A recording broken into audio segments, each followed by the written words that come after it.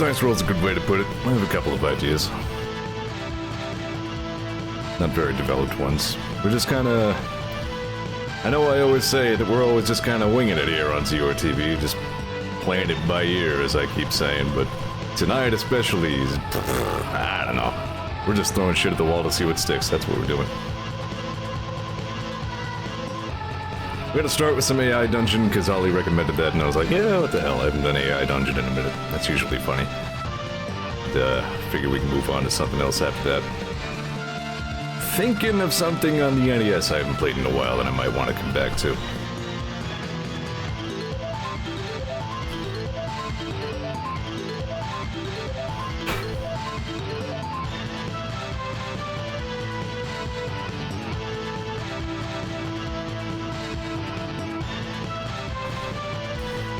Alright, thank you, Aerofighter's Assault. I've grumbled repeatedly about how nobody has apparently dumped the Aerofighter's Assault, like, raw USF soundtrack to anywhere. Maybe they did some sort of sound chip screwery, like, you know, Lost Vikings did or something like that. Makes it impossible to emulate. I don't know. But Aerofighter's Assault on the N64 had a really good soundtrack. And, it does thankfully at least exist on YouTube. Speaking of soundtracks, that's something I should figure out before we get heavily into AI Dungeon.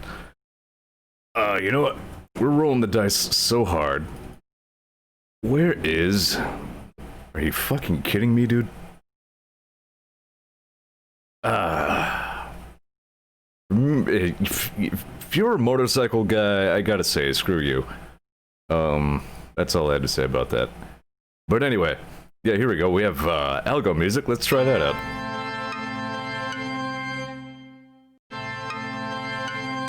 Oh wow, that's beautiful.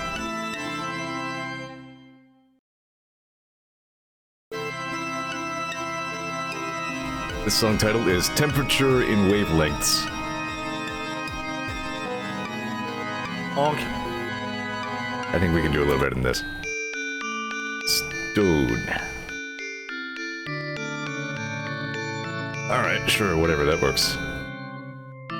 Thanks, Algo Music. So let's go ahead and play some AI Dungeon, I guess. Ollie said try a custom prompt. So, you know what? We'll go and give that a shot. Enter a prompt that describes who you are in the first couple sentences where you start out. Example, you are a knight of the Kingdom of Valerian, so on and so forth.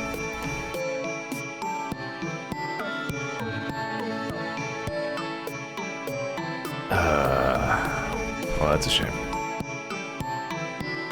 I was reading what Kant said in chat, something about, I believe that's Dragon Quest Monsters translation, something. Has just disappeared, apparently. That sucks.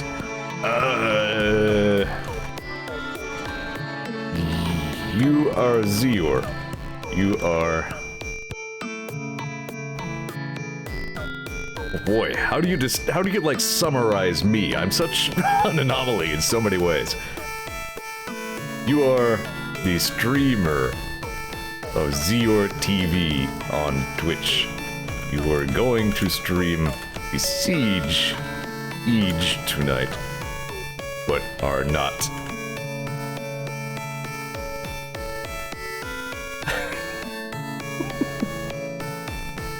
You have let's see, what's my weapon? I'm gonna, like, arm myself, so AI Dungeon thinks that I'm going to be in some sort of incredible, like, life or death situation, and we'll see how that plays out. I need to have a weapon of some description. You have a lever-action rifle. You do not know why you have this.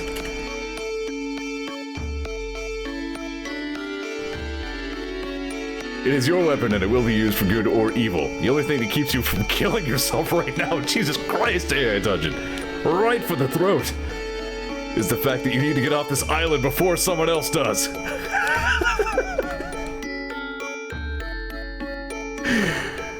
And says, TLDR, Dragon Quest Monsters 1 and 2 remake for PS1 was Japanese only, as someone was doing a translation until the middle of last year. Ah, so that remake translation got abandoned, that sucks.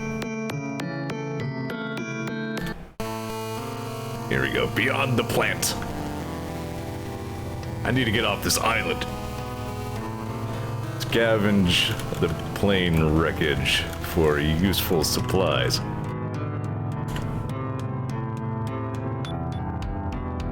We can head back towards the plane wreckage when you hear voices in the distance. A lot of them! They sound like they're coming from inside the jungle, so you decide to investigate. Use a grappling hook to climb trees and spy on voices. Grab the grappling hook on your belt, attaching it to a tree trunk. You swing up into the upper branches and sit waiting. See if it generates any more.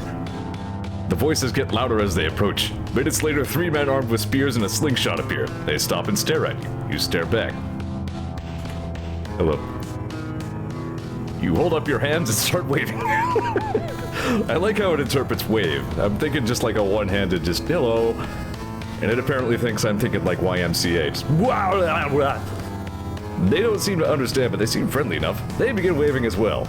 And the one in back motions to you. Jump out of the tree. You jump out of the tree as the 3 men fire their slingshots at you. You try to run, but the arrows keep coming. They finally hit you in the leg and you fall to the ground.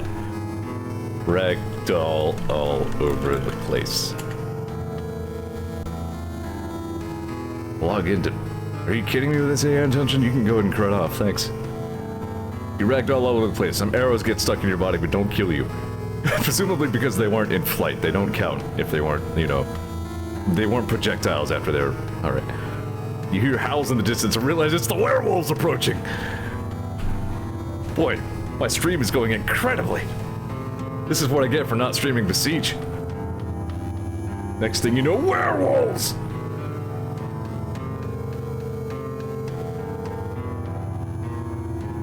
Stand up on good leg and fire rifle aimlessly at all moving targets. Stand at a good leg and begin firing at anything that moves. The men scatter, some running off into the jungle, but one stays behind to fight you. He raises his spear and charges at you. Grab the spear with my nunchucks. Grab the spear with your nunchucks, but the force of his charge knocks your arms wide. You feel the metal prongs pierce your chest and a scream escapes your lips. Hey, you stabbed me, you a-hole. Shit, the man says as he pulls out the spear. Yeah, damn well inconsiderate of you, really. Shit, I'm sorry, you okay? I didn't mean to. Have you got a bandage? I need to wrap this chest wound. You take off your jacket, revealing your bare chest.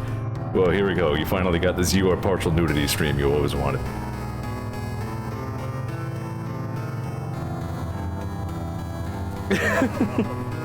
Apply band-aids to gaping chest wound.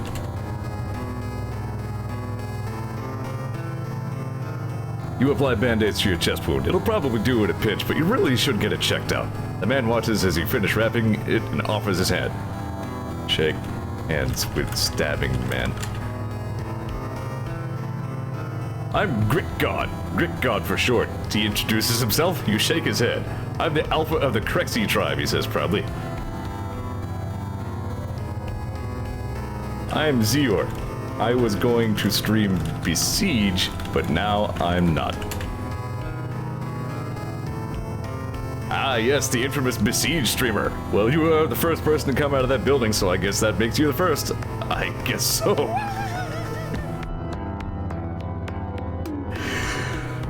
Do you want to help me build a fort out of the remains of the plane? Sure, you explain your plan to Grit God, who seems pretty excited about it. He says some of his men will help you and lead you to where your team is located. I don't really follow that sentence, but okay.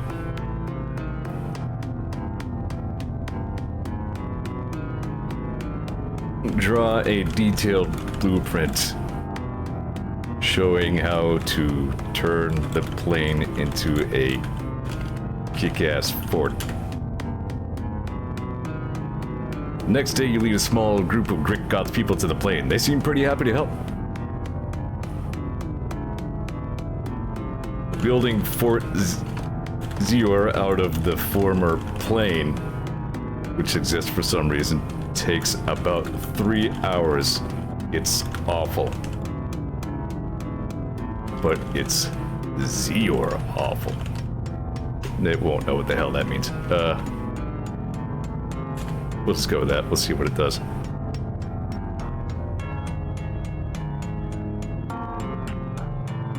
You've worked much harder and been through worse, but even you have to admit it's a little disappointing. The fort itself is large. Enter the fort. You cautiously step into the fort. It's large, but certainly could be worse. You find a half-rotten chair and collapse into it. That's gonna have to do, you think, as you begin to look around. Turn on the TV. You manage to find a TV. It's broken, but there's no problem with the internet. The remote is lying on the floor of the plane, and you're too tired to go get it. Fall asleep in the crappy fort chair. The next day, you wake up. You're not sure how long you slept for. It felt like only a few hours, but you wake up nonetheless. Alright. This music is... it's beyond all descriptors. Like, it really defies my ability to describe anything. I can't get a handle on where to begin talking about it. You know what I mean? Alright. Let's see. Blow up the fort with a big box of grenades. You slowly wake up and stumble out of the chair. You blink twice, trying to get the sleep out of your eyes. That's odd. You think? I haven't slept here in a long time, so that's odd. You look around but see nothing out of the ordinary. Even AI Dungeon is kind of struggling for where to go at this point. Leave the fort and look for food. You leave the plane and look around. There's not much of note here, though there is some rusted armor lying nearby. It's been so long since you've eaten that you feel a little lightheaded. Wear the rusty armor. It's heavy, but you managed to get it on. It's almost like gloriously remembering old times. Traditions must be kept alive, you think. Look for any human corpses to eat. You decide to leave the fort and go search for human corpses. Surely with all the fighting, somebody must have died. There's a corpse about 20 feet away from where you're standing. Never mind. That's gross. Look for non-human food. There's a half-eaten corpse about 30 feet away from where you're standing. It's been so long since you've eaten that you have no desire to even go near it. Eat shoes. The corpse is close enough. It's not like you're a shoe connoisseur. You start chewing into what used to be a human foot. It's salty but inedible.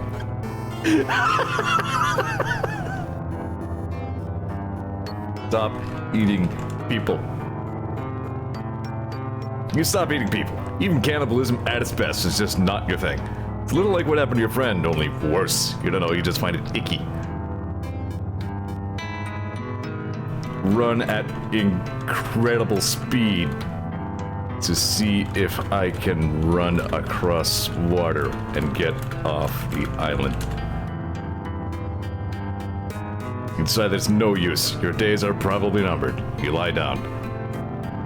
The floor of this fort is made of metal, so you're comfortable enough to sleep on it. Sleep for a week. You wake up. You slept for a week. You're still in a state of shock. You don't know what's going to happen to you now. You doubt anyone will come looking for you.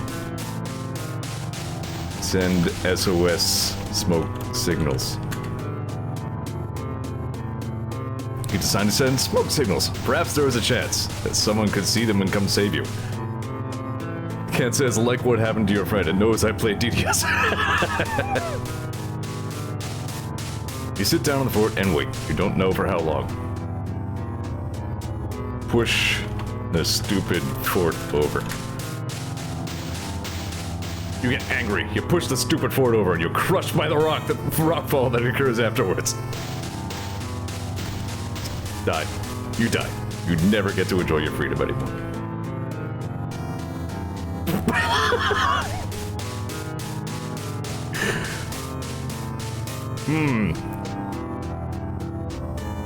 At this point, the narrative could go both nowhere and anywhere. Thomas says, game! Done. AI dungeon speedrun complete. Song title, Angry Yesterday. Dude, I really like Angry Yesterday. This is a good one.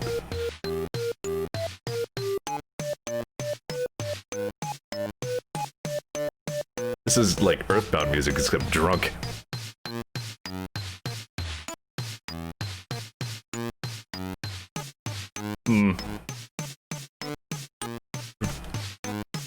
Be the boulder. You slowly grow, pushing the fort down as you do so. Eventually, you're able to roll out of the way of the rolling fort, and you lay crushed under the... What?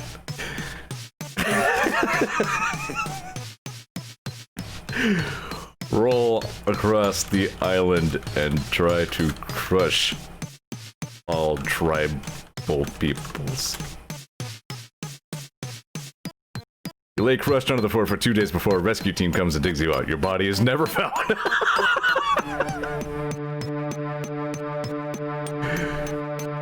Ask God what happened. Why did he die? The child asks. He was a nice man. God, why did you take him? I didn't take him. What? He left of his own free will. You're a liar. He loved you. I'm not your God to command me or to give and take love. I'm sorry. Wow, that was very full life consequences. You live your life as an angry hermit, swearing revenge on the world and all who dwell within it. Stream Besiege. You stream Besiege. You have an overwhelming urge to play Besiege. You remember that you want a copy of the game. It takes you the next 4 hours to beat the game again. Wow, that's a pretty good time. Well, I mean, I guess if all my machines are already, like, saved, I could just, you know, load them up. I just speed ran the whole of Besiege using only the meterizer.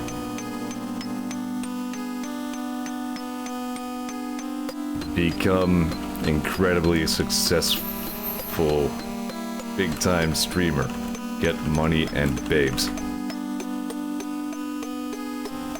With your newfound fame, you become incredibly successful on Twitch. You also get a popular girlfriend who spreads her... Oh, wow.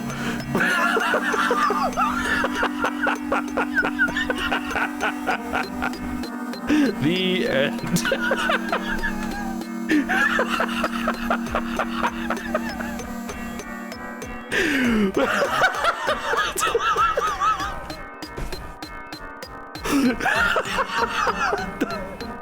That's the best descriptor for a person I've ever read.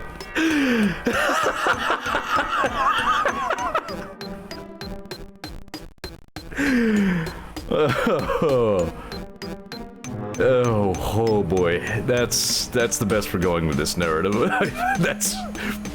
That's all we can do here, I believe.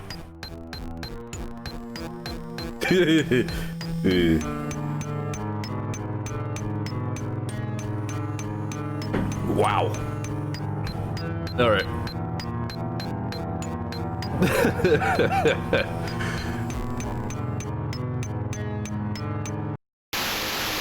Whoa. Song title, Hate.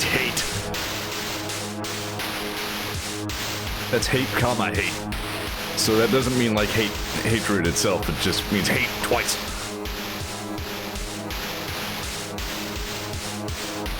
Alright. So I tried this once before, it didn't go that well for me. Alright, hey, you gotta settle down. What if I give it a song title? Let's see. Detective Time. There we go. Now we're ready to detect. Tom says it's reminding me of this game called, are you talking about Odalis? I streamed that in ancient Zeor TV back when I still had the shitty mic. And, once in a while we still call back to it. That was good. I could probably stream that again, in fact. At some point, I will probably come back to a lot of games I streamed back in, you know, ancient times before I was, archiving my things, you know. But, yeah, Odalis was solid. Alright, anyway. Detective. I'm going to be detective, hold on. Detective John Detective. You are John Detective, a detective living in Chicago. You have a pistol and a police badge. You enter the forest where you believe the criminal you're searching fled to. Suddenly you see a figure running away from you. You draw your pistol and fire at it. Wow, what good police work. You miss, but the person returns fire. You yell for the person to stop shooting, but they don't respond. Dive. Roll behind some barrels. All the time. The person fires at you and the bullet whizzes by your head. But the barrel of lead hits you in the face, breaking your nose. You fall back and go unconscious. That didn't go well. When you wake up, you find yourself back at the station. You're lying on a table and your face is wrapped in, in bandages. A police officer stands over you. I was only 48 years from retirement.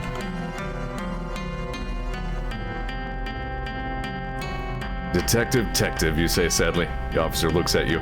Don't you know you shouldn't mess with pistols?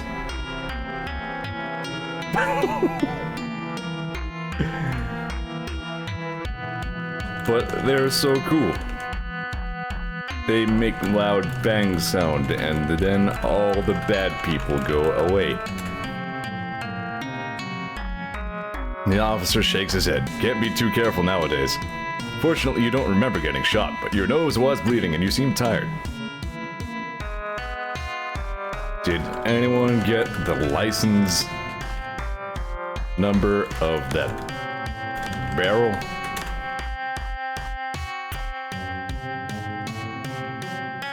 You stare at the officer, confused. What does a barrel have to do with anything? The officer looks at you inside.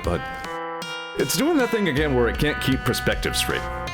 Like, I think that's the one biggest problem with AI Dungeon. First of all, that it really sometimes feels like it needs to force situations on things and introduce characters who have no real business existing, but beyond that, it's sometimes, yeah, like, I'm the one talking and yet I'm the one acting confused and surprised by everything I say as if I'm the other guy.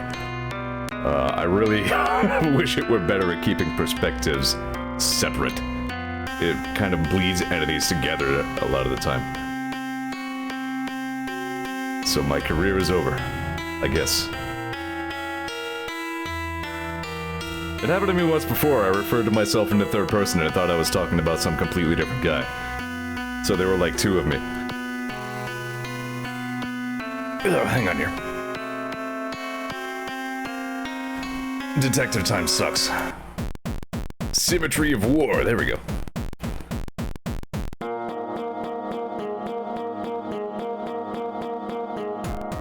That one's interesting.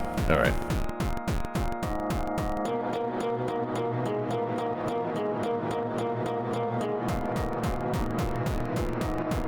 Never.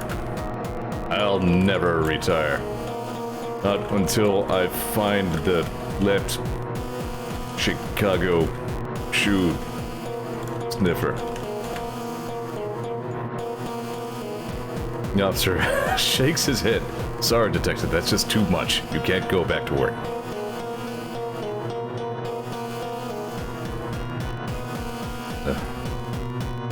Say, watch me roll off the table and break all of my limbs. The officer watches you struggle. He sighs and helps you up. You limp back to the hospital, your body broken and your mind sane. You're placed in a room for observation and the police swarm your house. I implore you to reconsider. How is that movie so quotable?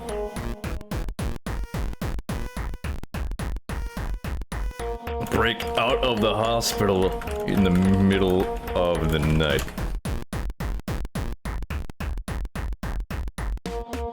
You stand outside the hospital, contemplating sneaking back in. Your body doesn't want to work anymore, and you're forced to lean on a pole for support.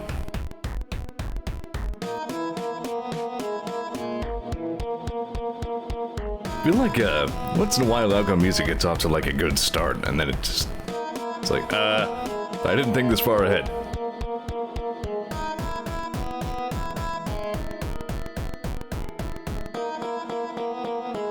Go back to the precinct and read the case file.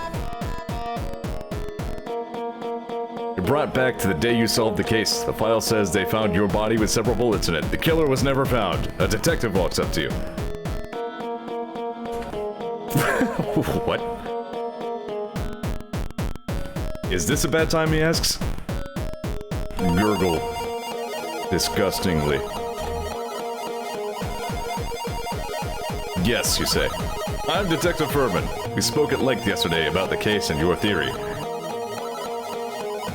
Do you need to talk to a psychiatrist? Nope, I'm good. I came back to see what I could help with. Well, I guess it's just me. What happened? I heard there were multiple gunshots and you died. You died in a fire started by an overturned lamp and old electric blanket. Alright, look. I don't always like to get meta like this, but AI Dungeon. Are you okay? Do you need to lie down? My partners and I are going to, excuse me, talk extensively about the case and your theory, but after that you're free to go. Good job, detective. Really? You're just... Are you even trying to make sense? You're just making things worse for yourself. I don't know if you have a death wish or something, but I have no sympathy for you. Alright. I think AI Dungeon forgot its medications today. We're going to have a long discussion about everything, and your ideas are very interesting, but afraid you're not going to get anywhere trying to crack the case like this. Suddenly the case is solved. There was a second gunman on the grassy knoll.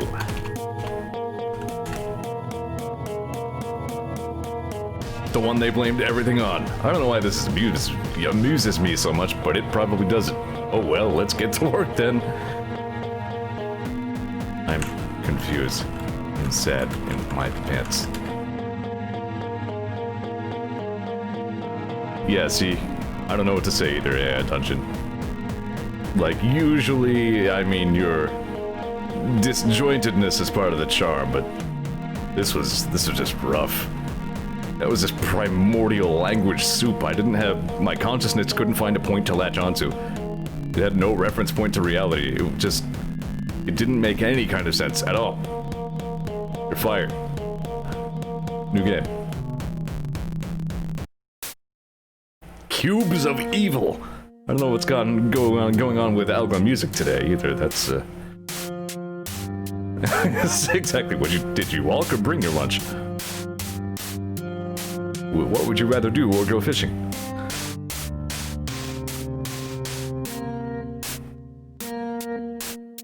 I really want the mystery scenario to work out. Like, if that could actually work and be coherent, at least slightly. My name is,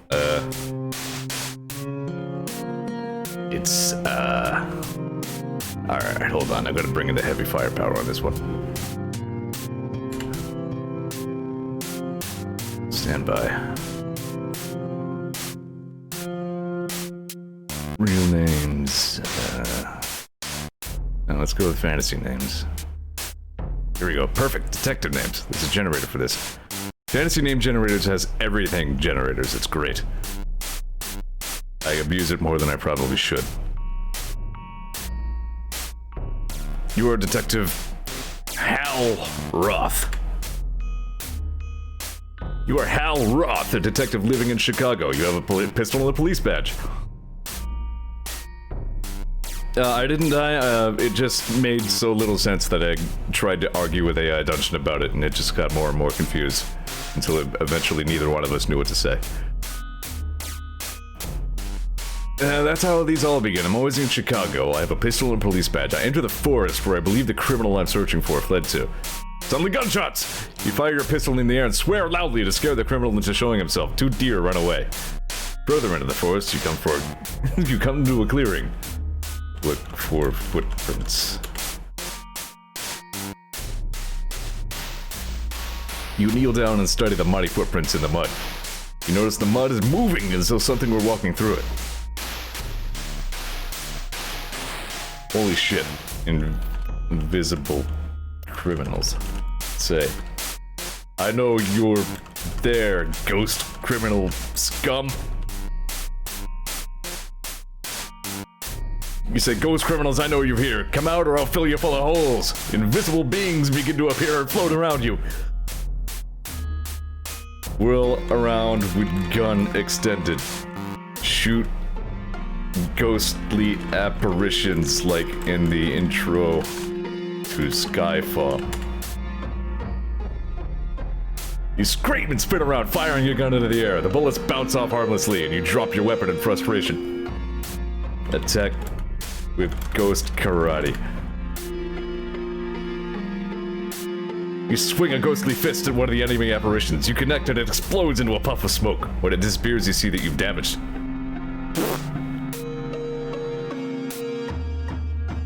Ghost karate orcs.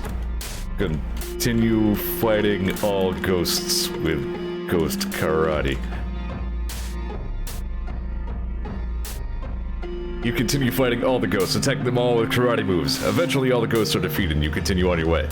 As you walk, something snatches you by the arm. More, please. You turn to see a ghost, or rather a poor facsimile of one. It's the same one you fought earlier. It has a cannon for an arm and a hook for a hand.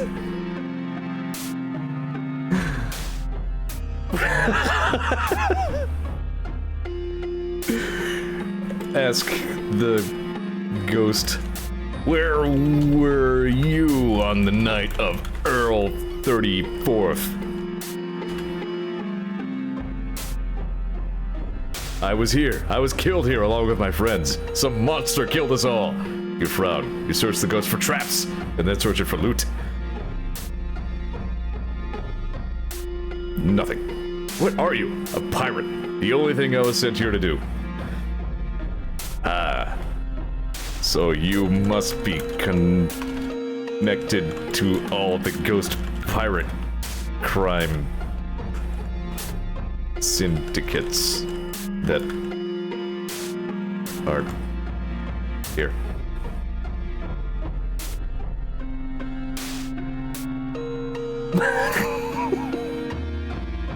Yes. What do you want from me? Now that you found a ghost with no memories, you're wondering what you're going to do with it. Put ghost in briefcase as evidence.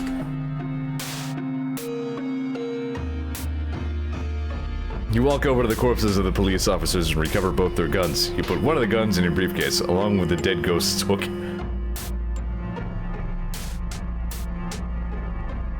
Read.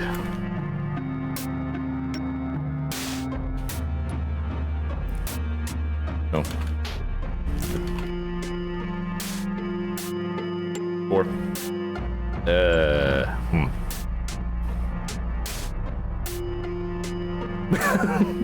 God damn it, AI Dungeon.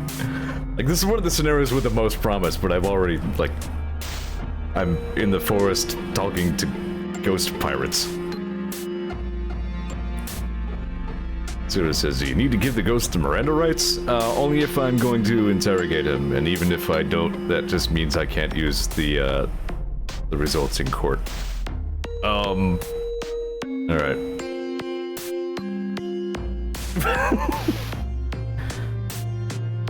Combine all available guns into a really big gun.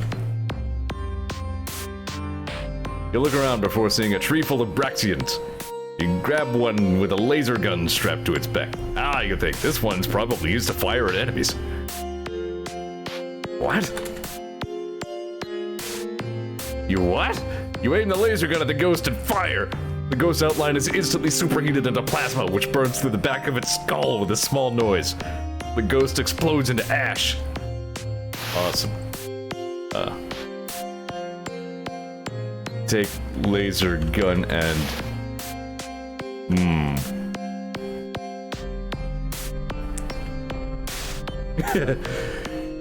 Apply to join XCOM.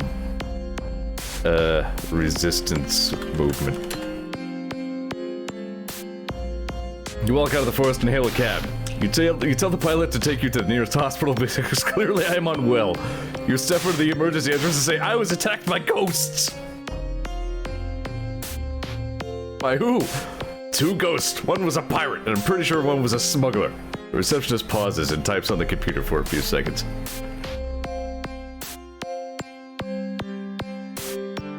Some doctors arrive in full riot gear. They place a straitjacket on the crazy man shouting about laser guns and ghosts. The orderlies also bind your hands with what appear to be tourniquets. They unceremoniously throw the detective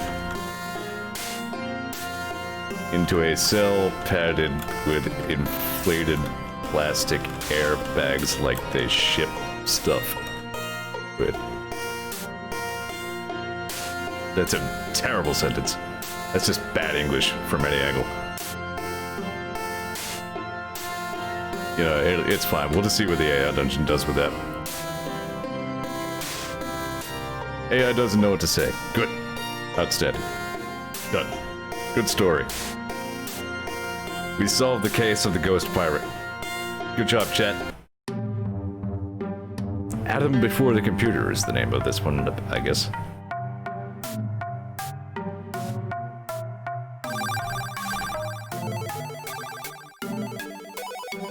You were a knight. Okay. Here we go. We're going to learn the true story. You are Central Officer John Bradford of XCOM. The commander got stolen by aliens. The XCOM base got blown up. You are alone with an awesome machine gun and little else.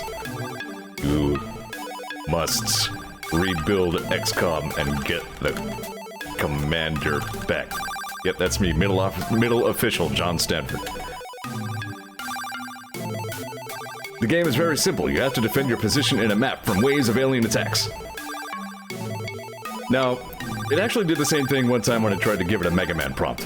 Like, it actually said, this game was released in 1986, and stuff like that.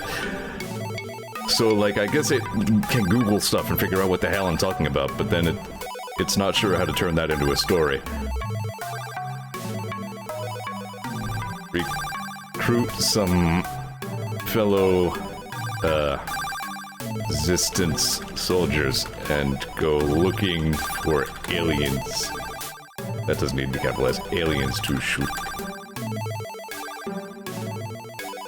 You need more people to help you, so you decide to go out and find them yourself. You head down into the sewers where there are many aliens hiding in the darkness. Sneak amongst the aliens and try to steal information. You sneak amongst the aliens and read their minds to try to find out information. Wow, I didn't know Bradford could do that. You find out that they have a base in the area, but it is heavily defended. That must be the black site. Ken says, great, now I'm doing a dungeon. My first action, the game called me a hippie for putting pants on. Well, at least it didn't use its very first line to say, you should kill yourself.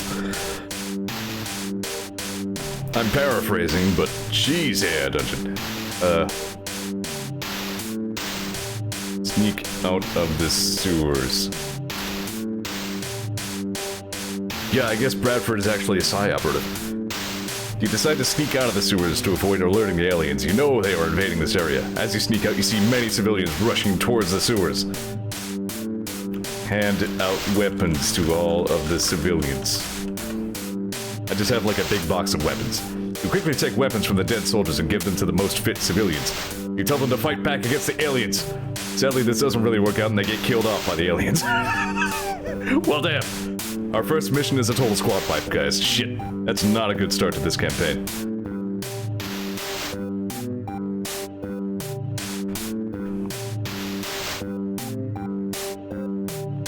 Bradford discovers the Avenger, a big derelict battleship. Alien battleship. It doesn't fly, but still serves as a suitable base of operations. The war goes on for a few months, and it turns out to be a lot harder than he thought. Not having the benefit of alien technology means you're severely outmatched by the excel at warfare they prove to be. Okay. And I was criticizing my own English.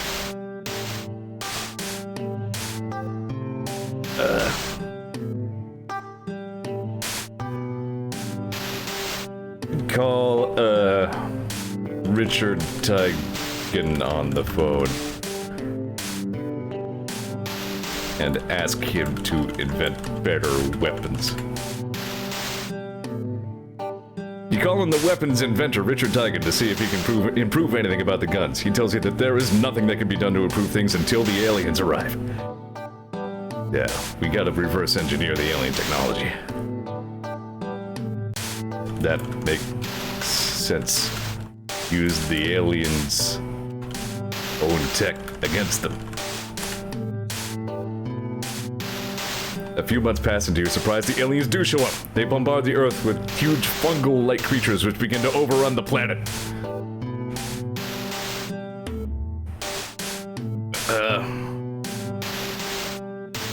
Gather as many willing soldiers as I can and outfit them with, let's see, aged weapons and makeshift armor.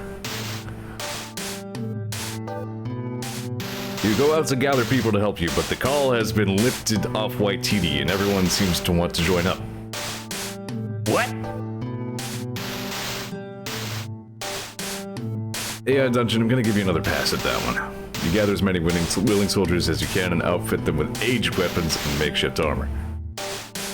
Try to arm them with the best weapons you can, then you teach them how to use them as well as you can. You send them out to fight the endless waves of infected.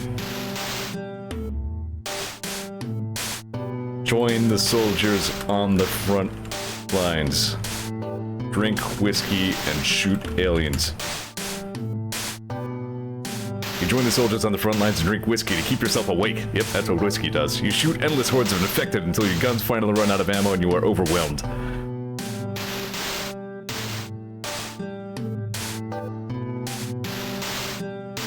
But suddenly, XCOM's awesome killer robot pal Julian runs in. He mows down all the bad guys with a ludicrously huge machine gun. Even though he does not have a face, he is clearly extremely pleased with himself. You assume you are dead and drunk off in the land of Nod.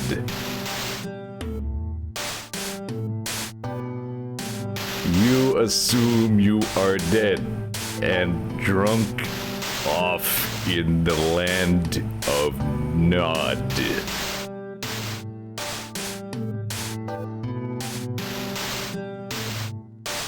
And I'm gonna go ahead and let you keep going on that point. Then the game starts over.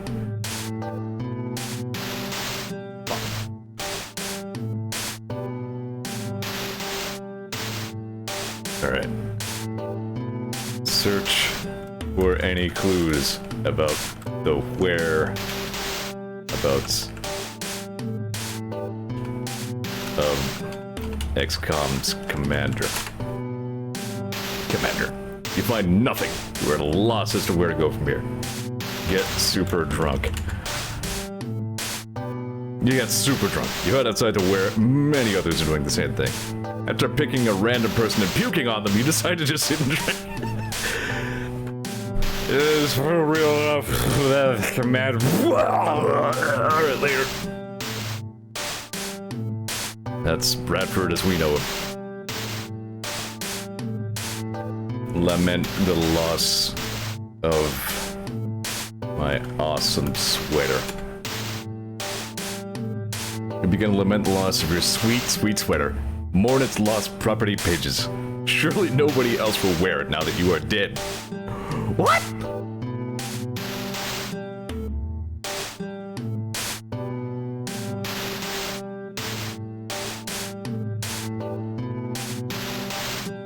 Eventually, Bradford, not dead, finds Lily Shen and recruits her as chief engineer. He also brings on Dr. Richard Tyson as chief scientist. With a ragtag group of guerrilla soldiers. Hold on. Apparently there are two R's in guerrilla. Thank you, Chrome. With a ragtag group of guerrilla soldiers, XCOM begins searching for clues about the commander. They find nothing. You're 23. You awaken to your rumbling stomach. Groggily, you push yourself up and look at your watch. It reads 1 a.m.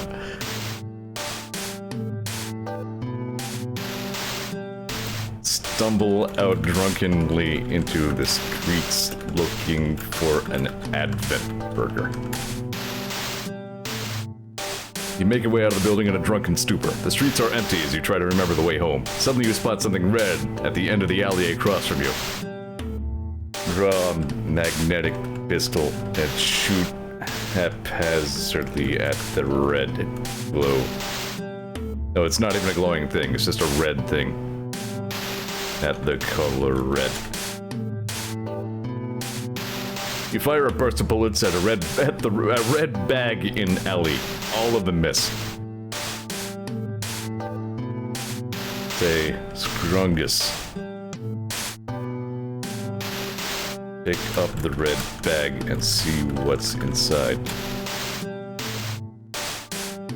You walk over to the alley and open the bag. Inside is a bunch of cash, a credit card, and a note. You read the note. A little short on Advent Burger Kids this month.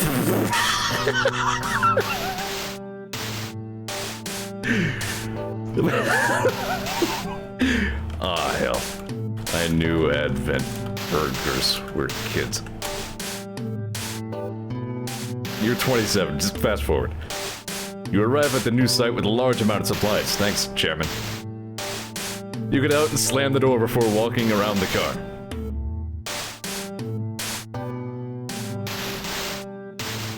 Look through a pair, hold on, of empty Coke bottles like binoculars. The building still has its roof, but the second floor is destroyed. You can see some blood on the floor that may belong to Dr. Kovas. Hopefully no one else got hurt.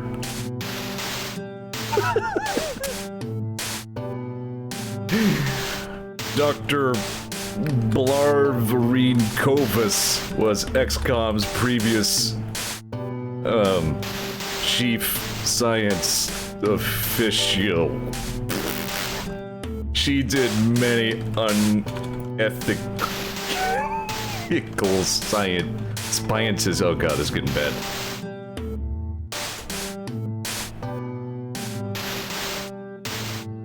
You remember how she nearly killed you with a horrible experiment. As part of her retirement, Dr. Kovas gave you her old files and books. One of them was her notes on the new alien threat.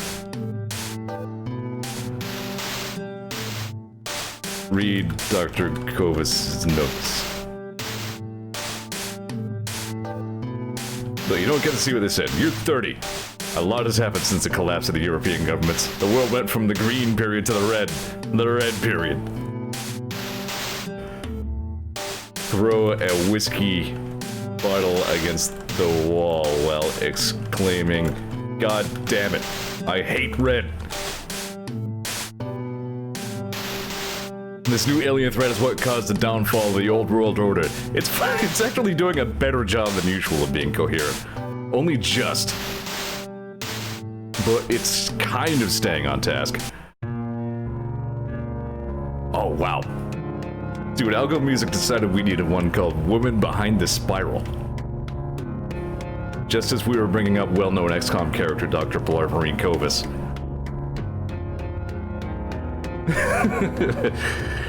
The US, under the guise of a humanitarian intervention, sent a small team to Canada to train with the Canadians. Canadian XCOM? Try to make contact with Canadian XCOM. Woman Behind the Spiral is terrible. Astronomy is a dancer. That sounds like a really high concept, like something. Words.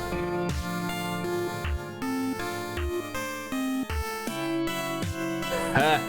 I was just about to ask if I was still connected to chat, because I've had a couple of times I disconnected and I missed a couple of minutes of chat. So I don't know what was going on with that.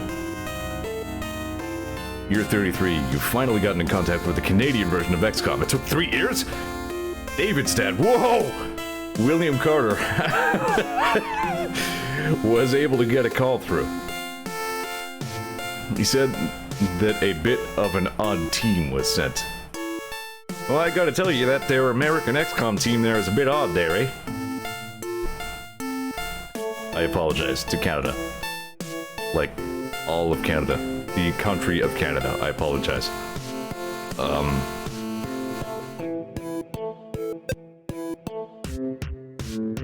Assemble a team of Canadian XCOM badasses.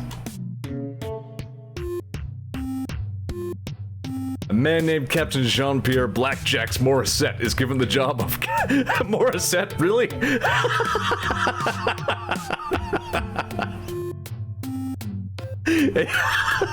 Okay, I think AI Dungeon has to apologize to Canada now. Quick, AI Dungeon, make up a Canadian name, Jean-Pierre Morissette. Okay, Blackjacks is given the job of commanding this new team of operatives. He's a very experienced ex-SF officer.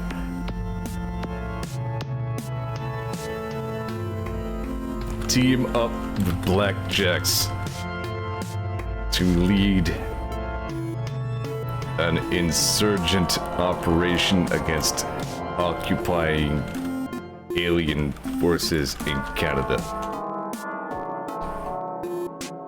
You're 34. The first few years of the war were touch and go. It felt like everything that could have gone wrong did. Well, maybe it does know what XCOM is.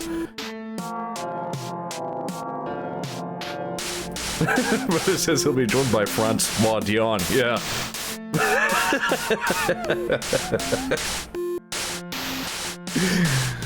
Oh, honestly, I think the most Canadian man I ever saw was UFC superstar Georges St. Pierre. That dude was freaking cool, but like, he used the phrase baseball court. That's how Canadian he is.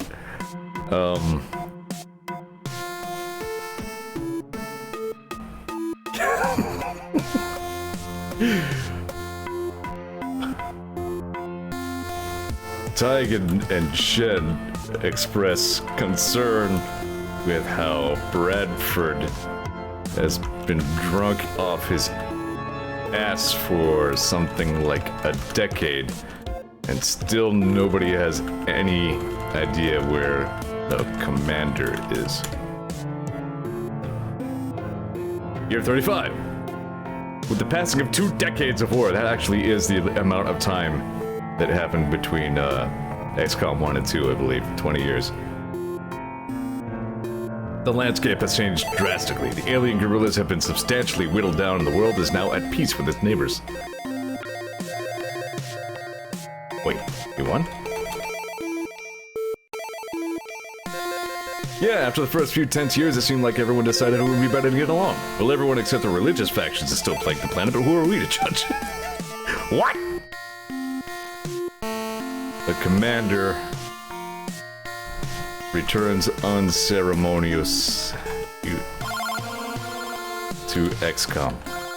It turns out he just went to get a cheeseburger and his car broke down. But now he's back with XCOM. He has brought with him a captured alien who is brought to you. He doesn't look particularly threatening. He's about the height of an average human male and about the build too. Offer the alien some whiskey. Year 35, again. The alien seems a little more receptive to the whiskey, though still not excessively so. You decide to speak with him about matters concerning the alien nation.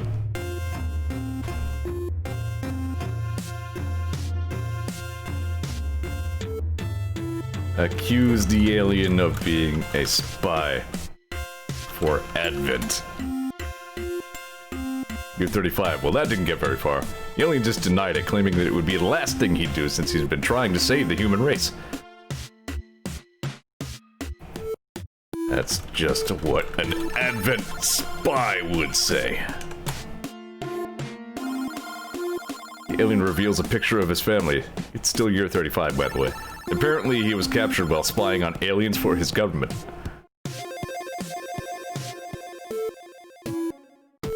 Apologize to the alien. Things could have gone worse for the human race. The alien seems alright, and he has some good stories to tell about life in his home country.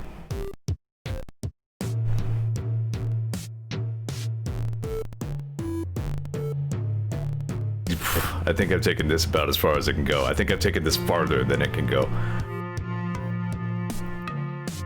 Like, again, I'm a little bit impressed that AI Dungeon kept up with this about as well as it did, considering any time you try to do, like, a detective story, it just immediately loses its mind and sends pirate ghosts at you.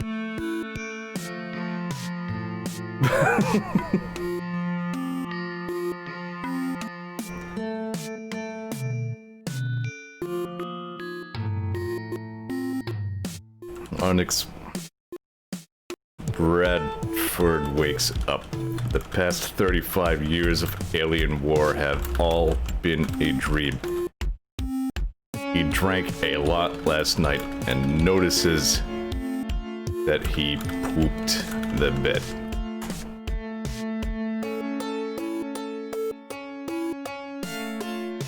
That's the end.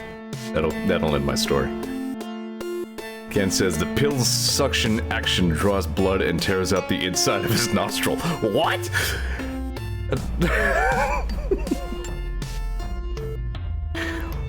Oh, AI Dungeon, you were so drunk. Alright, I've been at this for about an hour somehow. I really didn't expect to kill that much time with AI Dungeon. I might try 1 or 2 more. I'm probably not going to use my entire usual 3-hour space on this. I do think I'll probably play a video game in a little bit, but I'm going to take a quick BRB just because this has been very talky. And I would like to grab myself a beverage. So I'll BRB. And those of you who are still here just tuning into my AI Dungeon nonsense, hey, you're a real good sport. No BRB.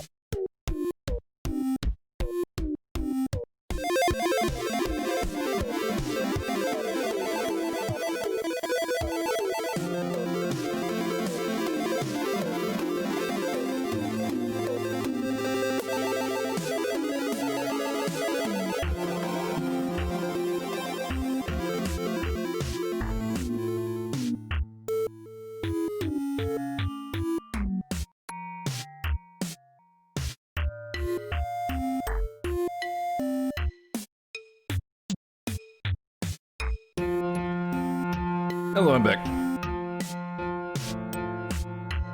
Alright, I feel like we can get a little bit more out of AI Dungeon. It's not quite the speed of my usual stream, whatever the hell that is, but, alright. What are we gonna do here? Gravity in holographic sections. AI algo music, if nothing else, is an amazing song name generator.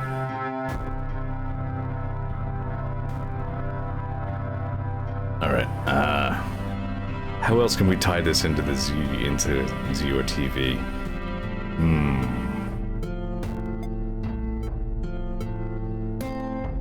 Zombies, cyberpunk. Sometimes it does really well with custom, sometimes it really does not.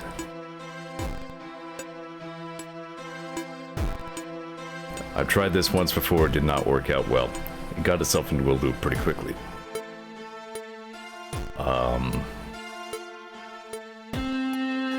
Alright. You are Mega Man.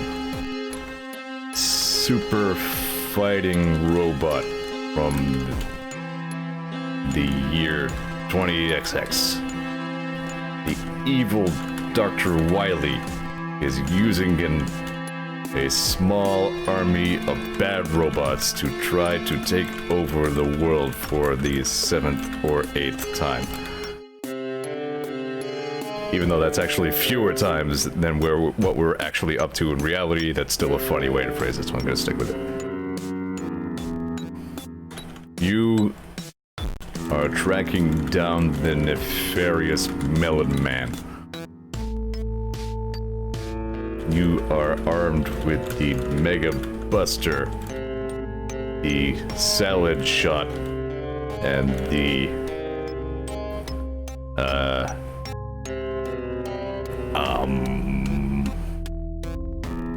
Seismic Kick.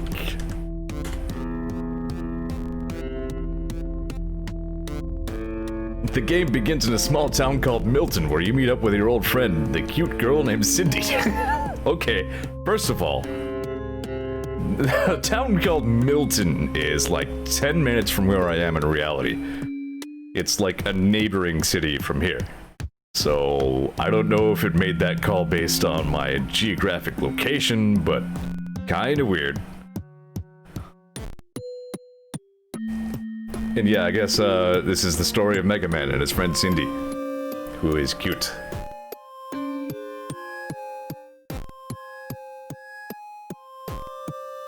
Milton Keynes is also a place, says Tama. I have no idea where that is. Alright, say... Hello, familiar and well-known character and friend Cindy? What brings you to Melon Man's stage? Oh, I'm here on business. I want to know if you can help me out. Well, what do you need? It is very interesting that it went to that style of, like, dialogue instead of using quotes. Which is another thing that apparently the AI Dungeon can just make up as it goes. It's very strange. I hope you're not expecting me to speak for Cindy here, AI Dungeon. You need to go destroy a bunch of these robot farms near the city. There's one called the Watermelon Sprout that's producing a lot of bad robots. I'm on it. You shoot some watermelons out of your way and head to the next screen, where you see a small yellow robot and a much larger red robot in a battle. Redbot says, ouch!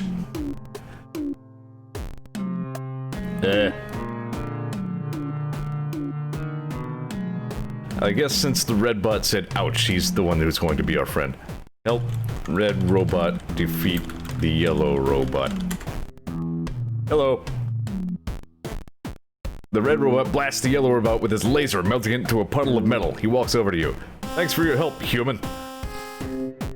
Say... I ain't no stinking human. I'm super fighting robot Mega Man. Oh, sorry. I thought you were a new bad robot that was trying out for the bad robot group. People really need to get a sense of humor. Say... You know, I'm just gonna stick with this formula because it seems to like this, you know, script style of a dialogue. Writing words. Who are you, Red Robot? I am Redbot. I was built by Dr. Wily to try to take over the world. Then I discovered I like cheese better than bombs and punching stupid monkeys. Name's Redbot.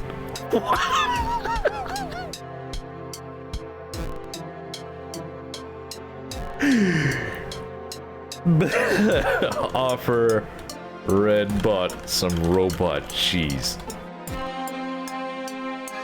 Thanks, I love robot cheese. You seem to be enjoying that. More, please. Okay.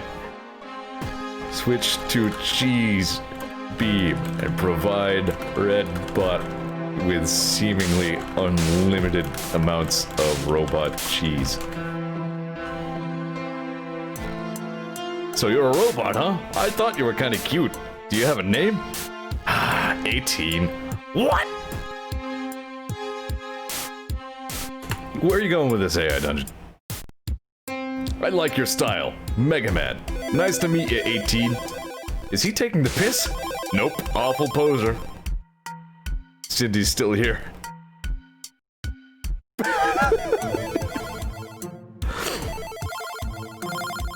Use cheese beam to attack melon robots. Android 18. Mighty number 18. Oh no. Use the cheese beam to attack melon robots. Melons dance around you as you fire lasers from your eyes. One of them flies up to the ceiling and starts beating on it. Then a couple of them pick up the beat. Dance like you've never danced before. It's doing pretty good. You dance like no one is watching you. You do an Irish jig, a cowboy two-step, and a robot rendition of the Macarena. Ah! Convulse with pain as anti-Macarena circuits punish your terrible mistake. Melons applaud your performance. What's he doing? He's dancing like a robot. Both the melon boys and melon girls agree that he's dancing like a robot.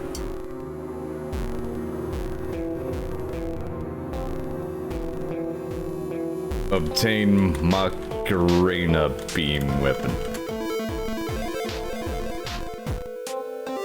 Dancing like a robot. Oh, the melon kids are here too. Robot! I'm not a robot. Robot.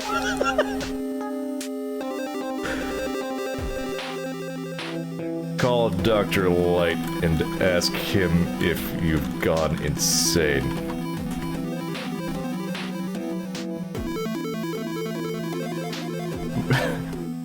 Say, I truly have no idea, Redbot. All of a sudden, it's all melons and Macarena.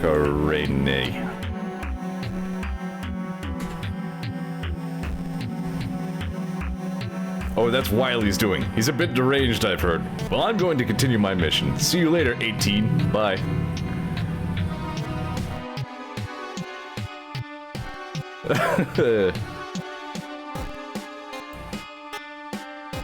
Ask the phone operator to connect you to Dr.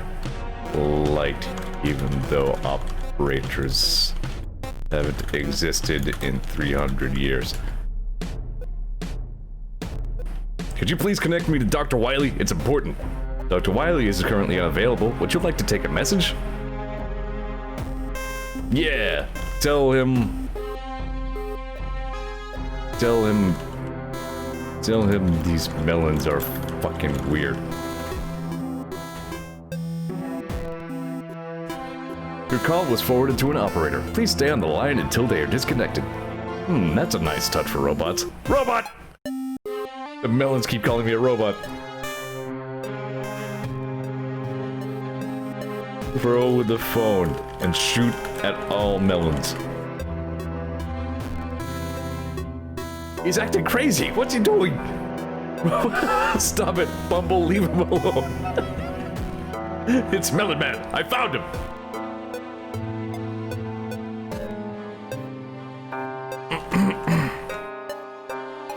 Your reign of melon terror ends here, agent of Wily. Melon Man says, no, not him. I'm talking about the robot. The robot that's dancing like a robot. Oh, I'm not. God damn it. Oh, AI dungeon.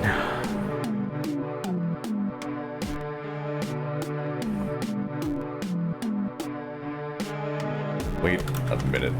I got so confused by the melons. I think I really am a robot. Huh? You robot. Melon Man. Well, yeah, I mean, you're a robot. We're all robots. Oh, yeah. Melons are weird. Blow Melon Man up with seismic kick. You know, I think that melon was right. Your call was forwarded to an operator. Please stay on the line until they are disconnected. Collect Melon Man's weapon. Melon cannon.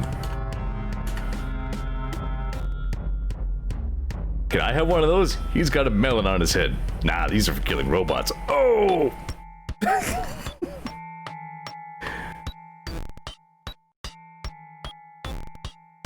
Mega Man, who is not at all called 18, never was and never had any reason to be, defeated Melon Man and all of Wily's other sinister robots.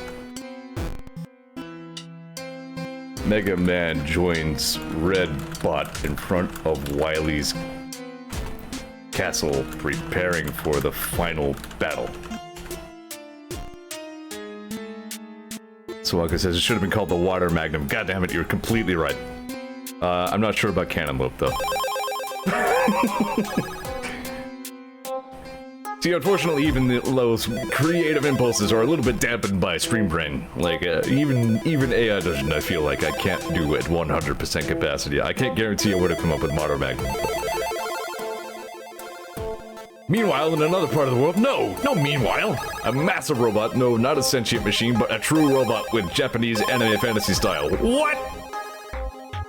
No. Mega Man and Red Bot versus Dr. Wily at Wily's castle. It's been way too long since I've seen a good anime or played a video game that took place in an interesting setting, or just read a good novel. Are we doing this again? Are you okay, AI Dungeon? You seem distracted. I'm fine, Utopia. I've found myself a bit distracted lately, interested in other things, like, well, surprisingly humans. Okay. What about humans interests you? The subject of the subject of the conversation, Utopia, suddenly gets quiet. What about them?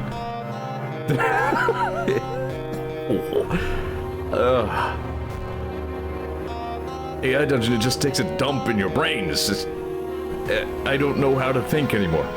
Their enduring quirks, their hilarious mistakes, and of course their evolution.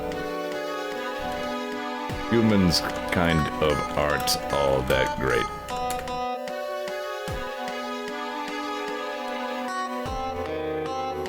Ken says, Zeor, you need to start with the NGE. The what?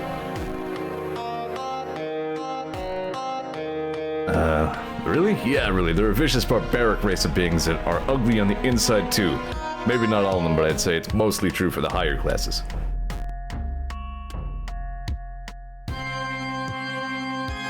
Alright. I think it's about time to hang this up.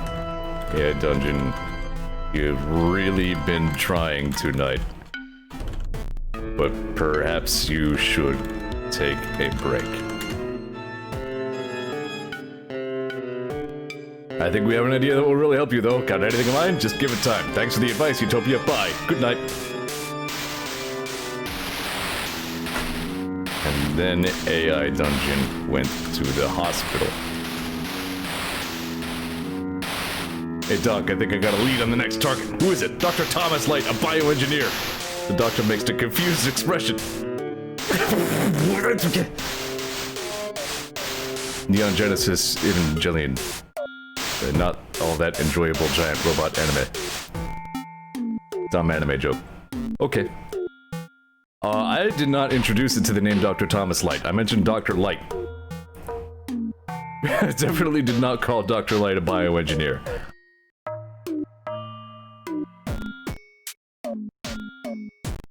Okay.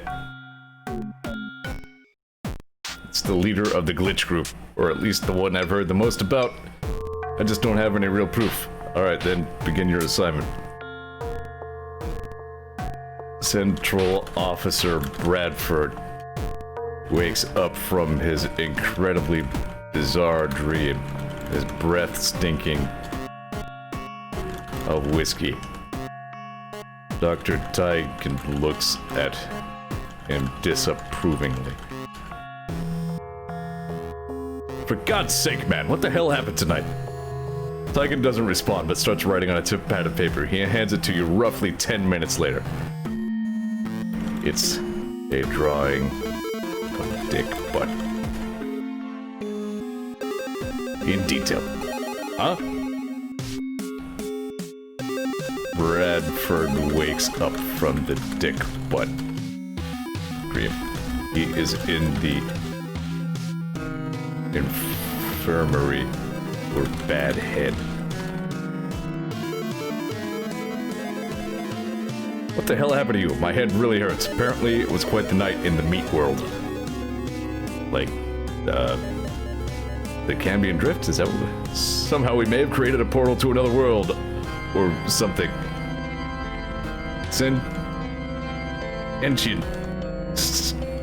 Sentient scouts explode out of the portal and start killing everyone with void lasers. Everyone. Even though the scouts are still quite far away, it still counts. I can't believe that worked. Well, I guess we'll try to discover how this happened. Detective...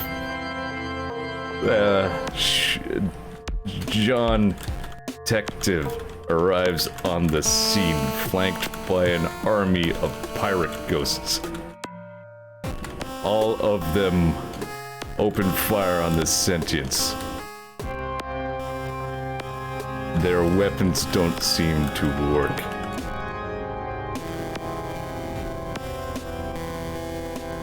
The scouts continue to shoot at random, voiding all concept of safety. Captain, there's so many dead people. What should we do with them? Do? Nothing, apparently. The universe shrieks as it realizes its terrible mistakes.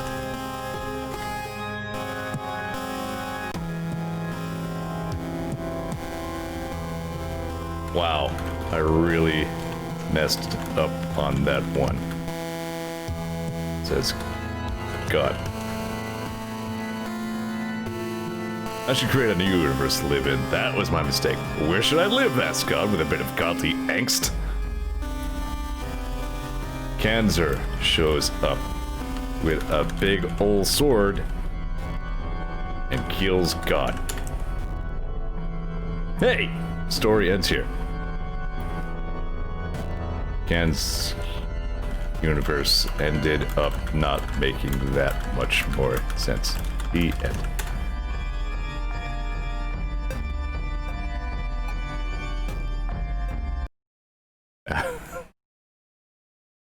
Yep. There we go. That's all I got for you. That's I'm going on 800 for one night.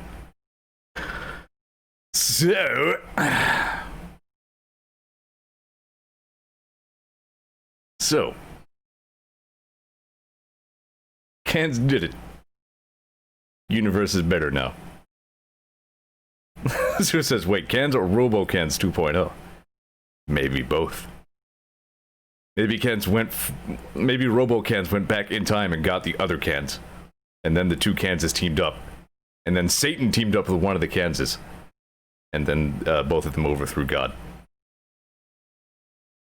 And replaced the universe with one much more closely based on Panzer Dragoon.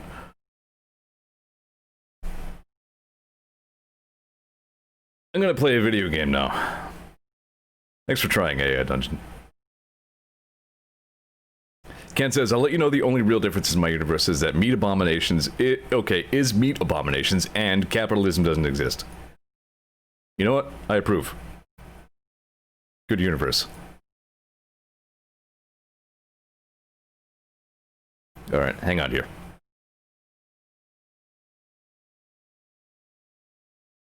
Alright, so I was thinking... Typically, when I am directionlessly just kind of trying to kill time on screen, it says, look, I earned Satan's respect first. True? Oh, boy. You know, there would be a lot of onlookers on this conversation that would really, really not approve. And I don't care. Oh, hold on. My parts. So, I was thinking I would do what I do sometimes and just go back to an old game that I like, and I don't know why I thought of this particular game. But what the hell? What we're doing here is doing whatever, because I wasted the whole week. Well, I wouldn't say I wasted the whole week. I did not get anything done in Besiege. I kind of don't really want to try to invent a helicopter from scratch in Besiege. So, instead of Besiege, we're just killing time. We're just doing everything that's not Besiege today is what we're doing. And that would include... Standby. Standby. And we're just going to give you a little stretchy and center horizontal. Here we go. This game clearly needs no introduction.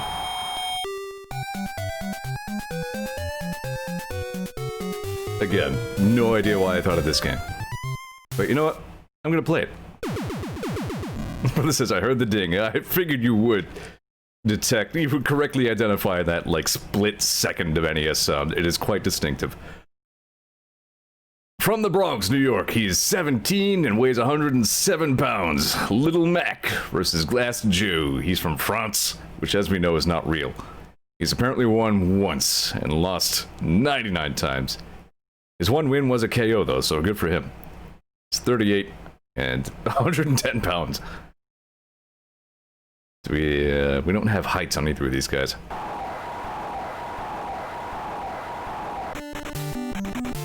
Yeah. That eye always freaked me out. What the hell is that eye doing?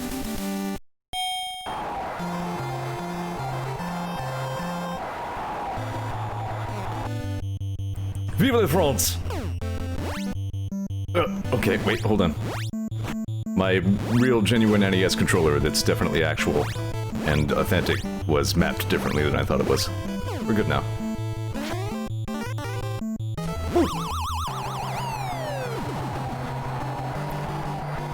This is greatness right here.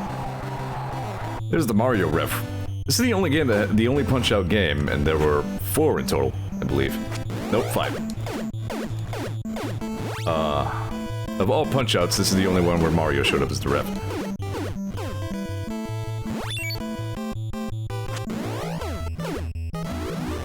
Start for the power punch for some reason. I mean, the NES only had, what, 4 face buttons, so...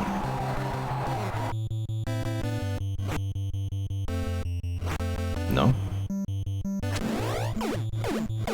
Alright, take your bets. Is Glass Joe going to see the second round? Will I be able to knock him out? I mean, I assume pretty much everybody's basically familiar with this game, but 3 knockdowns in 1 round for either of us is a TKO. Yeah, no, I don't even need the power punch. He's just gonna... There it is. Also, I'm pretty sure you, as Little Mac, get 3 knockdowns cumulative over the fight. Like, if you get knocked down a 3rd time, Little Mac just can't get up.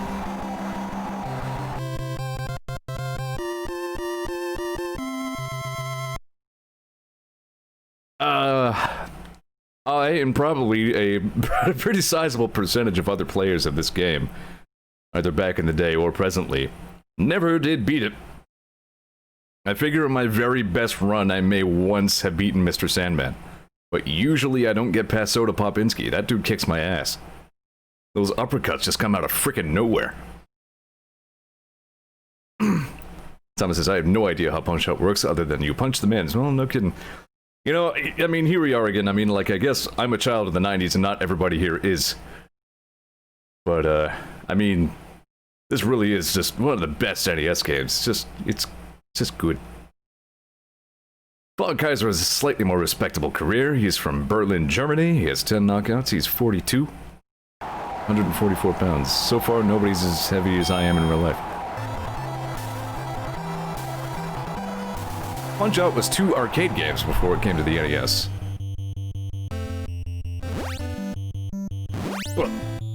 Oh, dear, stop this. Alright, I tried to get fancy and go for the Star Punch, but... So, like, the core gameplay loop of Punch-Out, as you can see, is like dodge punch and then punch guy in the head a whole bunch of times. But... there are plenty of opportunities to get fancy with it like that. Like, as they go for certain moves, typically, not always, but sometimes, like we just saw, they'll leave themselves open in a really specific way. And if you throw a punch, like, for instance, hit him in the stomach just as he's getting ready to punch, you get a star. And then that star gives you, like, an extra power punch that you can do with the start button. So speedruns of this game are really interesting. Kind of interesting in that, like, you know, probably no regular player has ever found, like, all of the Star Punch opportunities and things like that. But, also kind of not interesting in that, like, the best runs will all be at about the same time, you know what I mean?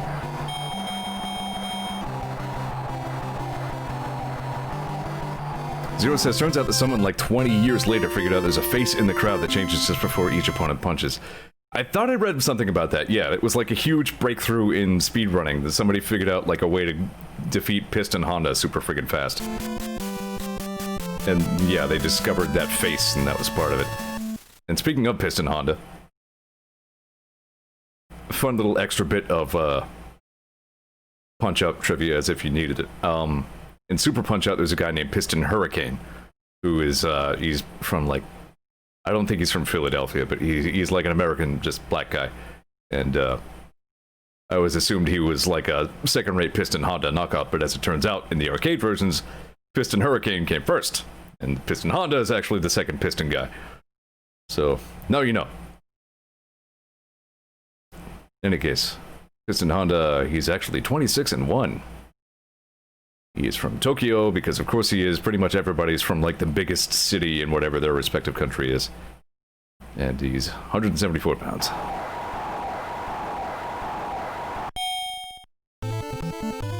I have 50 hearts? I can block 50 punches. I don't know how that happened. Yeah, like, one of those faces in the crowd apparently shifts in some tiny way to give away incoming punches. No?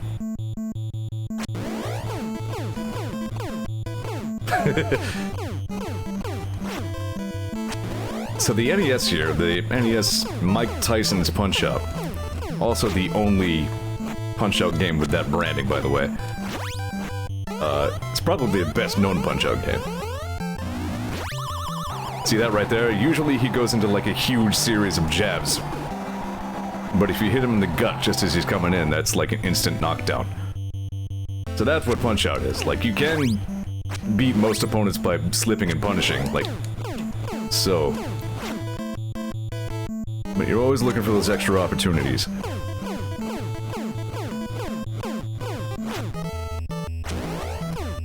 What's with that face?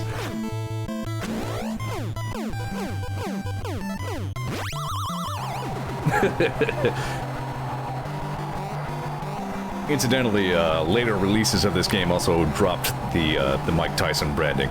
Like, it was only Mike Tyson's Punch-Out for a little while after its initial release.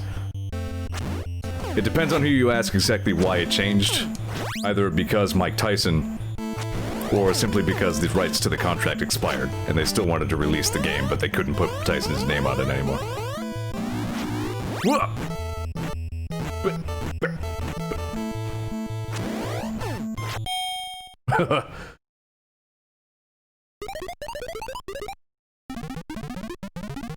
I'll give you a TKO from Tokyo.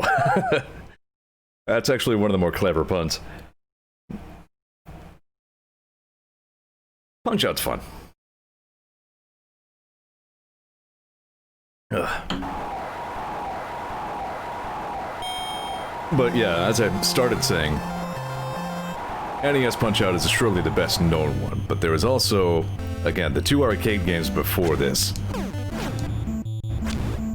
And then there was Super Punch-Out for the Super NES, which was okay, but odd. Really didn't have the same feel. I didn't love the sound design of it either, but it had some redeeming traits. Oh wow, is that a... Nope, he's up.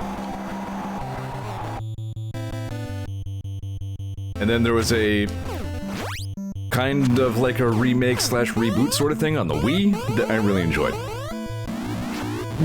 Punch-Out, ow, Wii was a lot of fun.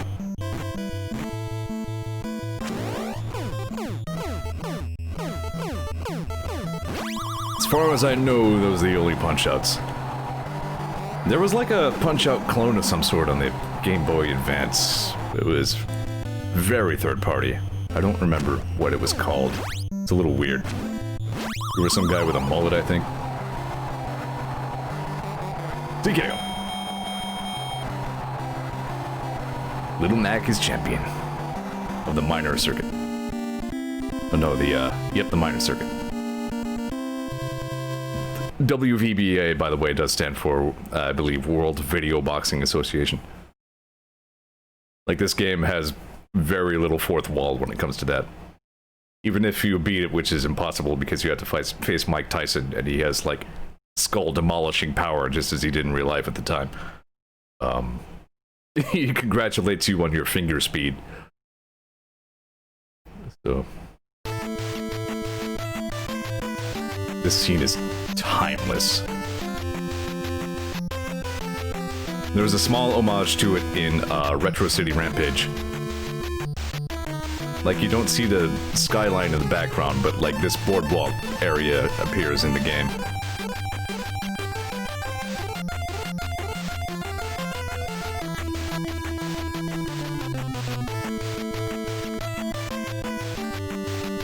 What a great theme. What a great little scene. Yeah, this really is just one of the NES bests. Minor title holder, ranked 4 in the major circuit, Little Mac versus Don Flamenco from Madrid, Spain. He is 22-3, but has only 9 knockouts. Here we go.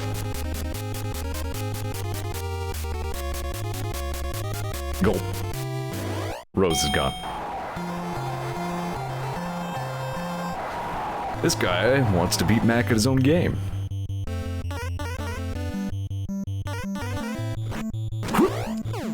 He tries to counterpunch you.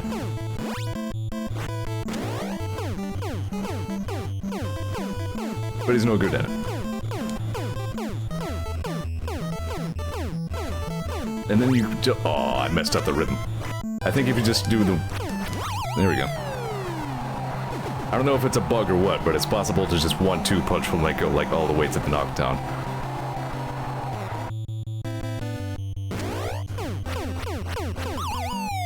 Good night. Nah, he'll probably get up. It is possible to score a knockout like before the third knockdown, but uncommon. Ooh.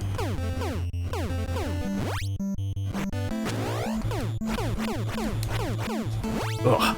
I'm gonna blame the controller on some of this. That's TKO. Flamenco kinda sucks. Ken says that flamenco theme really reminded me of Shovel Knight for some reason. I can see that.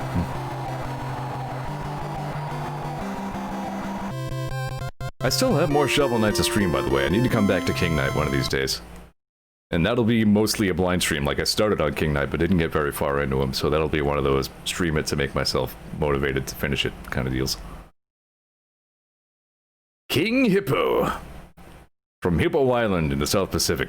Age unknown, weight immeasurable. I think King Hippo was also a character in the Captain N cartoon. Simply because video games, I didn't really know much else. He's tricky.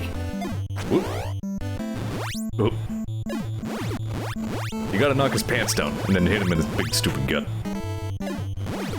Like, you have to wait for him to open his mouth before he swings, and sometimes he doesn't do it. Whoa!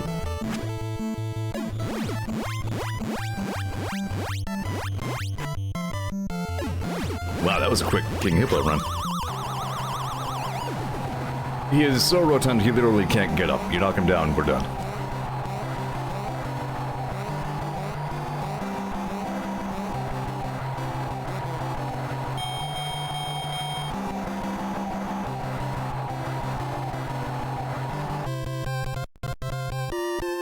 Yeah, won by KO.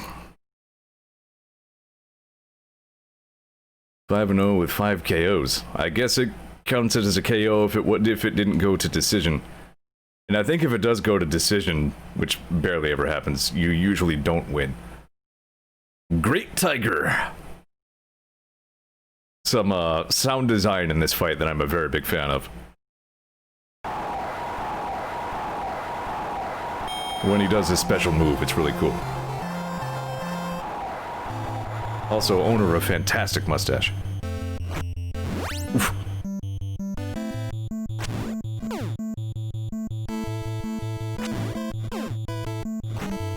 What? I think you get a star if you can hit him when his little jewel is flashing, but it's a very finicky window. Also, I noticed him put his hands up. When I push up on the pad, he puts his hands up to block. That's interesting. Whoops!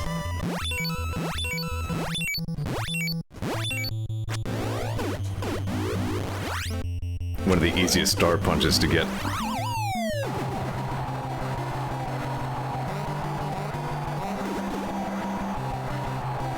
Alright, does it go straight into the uppercuts again, or...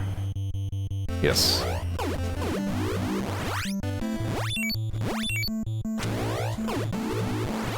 He's taking those star punches like a champ.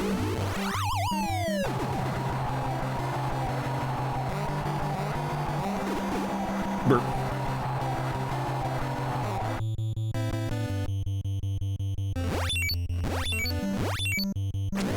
You better actually do your thing before I knock you out, man. Here he goes.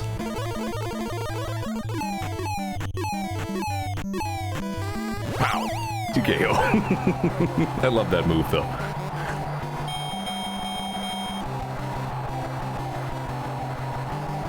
They kind of tried to do homage to that in, Punch Out for Wii, but, it wasn't the same. We're already up to the major circuit title bout. I think I remember who this is. Ah, yes. Maybe the most iconic, most recurring, Punch-Out dude. Bald Bull. Who also appeared in, like, a arm wrestling spin-off game in the arcades. Which I think was probably just called arm wrestling.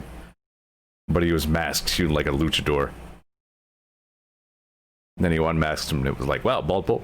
He's almost 300 pounds. That's 29 KOs. You're in the big leagues now, Mac.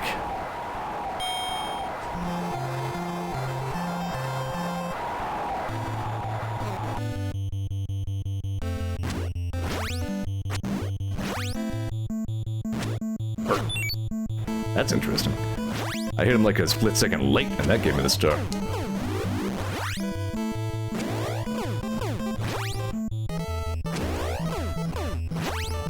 Wow! Oop. Oh, dude. Oh, fuck me! Alright. There's a split second late on all of those, okay.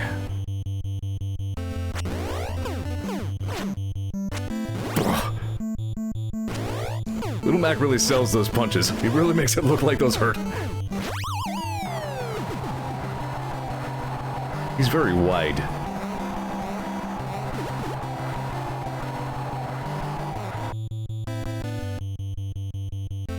And pretty soon he's gonna show us why he's called Bob Bull. What?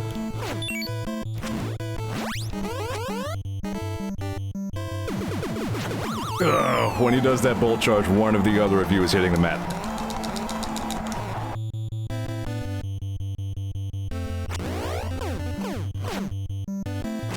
You gotta time him just right.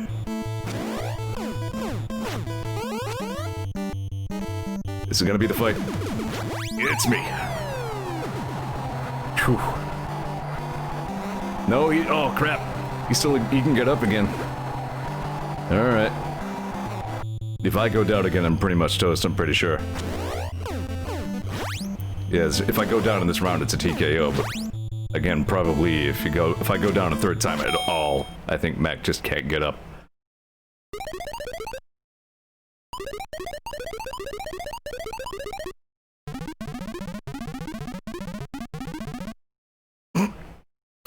Dog can't help you now. Will you beg me for help? Still like that the talky sounds during these scenes. Also, if you press select on this screen once per fight, you can see the dog is doing his strange fist gesture faster. That means I'll get health back at the start of this round. A pretty random amount of health.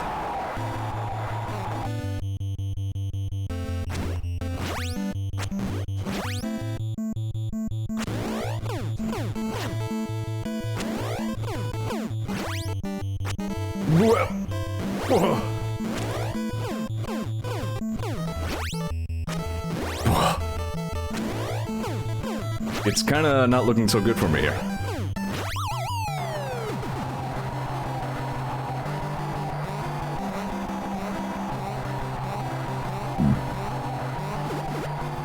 I was gonna say, really?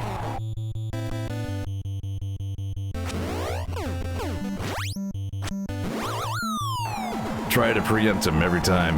Doesn't go so good for me. Yep, can't get up. Max toast.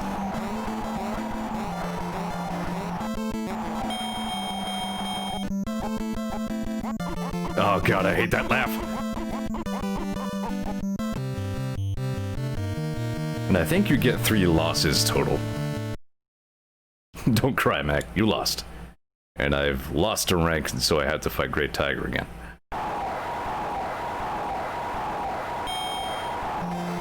Also seems to be random whether you lose a rank and have to fight the previous guy, or if you just get a rematch.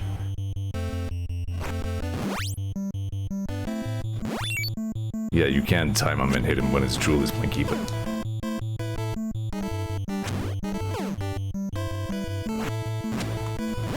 but not before.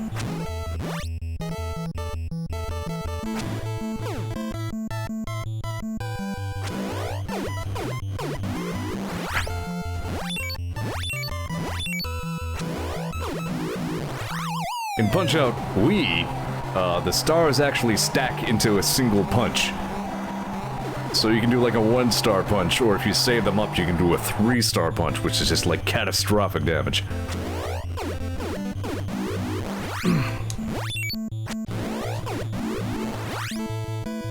Not so in this one, you just burn them as you get them.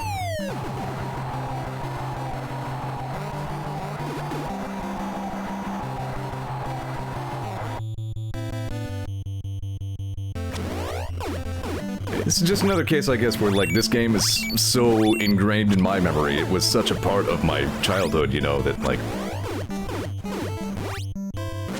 in my mind, it's... it's interesting to me that not everybody is as familiar with it as I am, you know what I mean?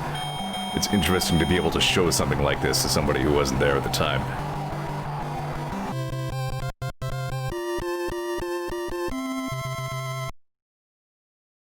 Alright. No, being forced to learn, don't try to get too cocky. and try to preempt this guy. You gotta actually watch for him to move, and then react. You don't think a ball is that technical. But the dude is the champion of the major circuit. He's the real deal.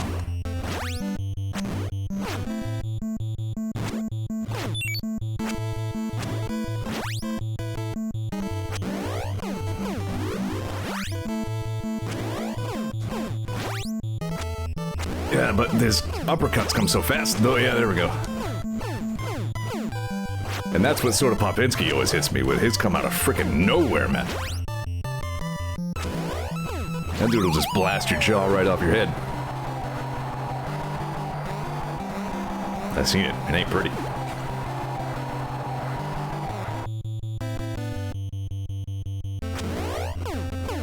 He got like almost all of his health back when he got up. Oof. Ken says, I have kind of the opposite outlook and kind of surprised when people have played things from my childhood.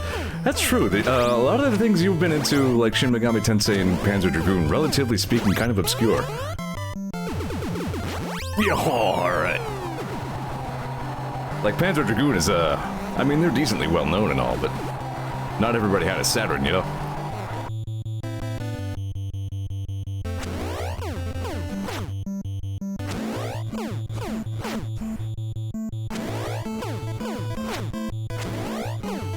There we go. In this game, it's also largely a matter of just familiarity and repetition with their patterns, you know what I mean? Yeah, well, there we go. First round TKO.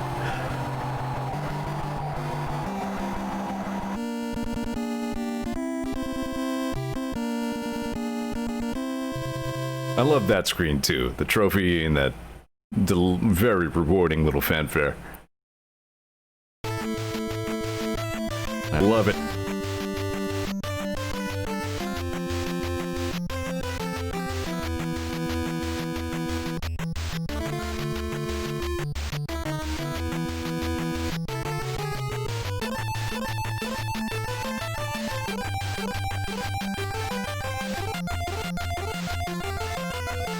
Yeah, that's one of those music compositions I just don't even want to talk over. It's just too good. I loved that scene a lot, too, the statue all lit up.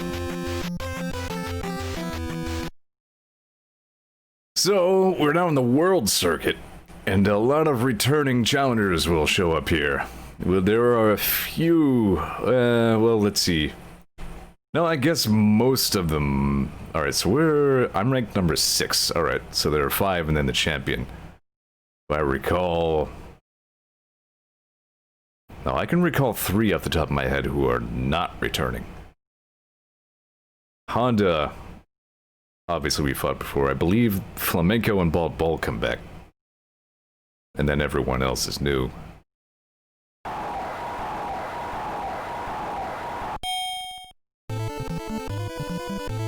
Ken says, Panzer Dragoon Saga had less than 1,000 copies because it came out near the death of the Saturn. Oh shit. That's, yeah, very obscure. That game's so obscure, most people couldn't get it if they wanted. Whoa!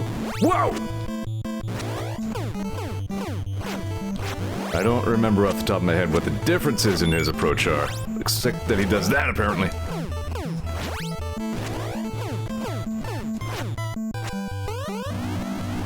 There we go. That one I did see coming. I remembered that he doesn't telegraph that as much. His punches have about the same speed, though. He's a lot easier to preempt than... What?! A 1-minute knockout? Alright. Guess I don't know my own strength.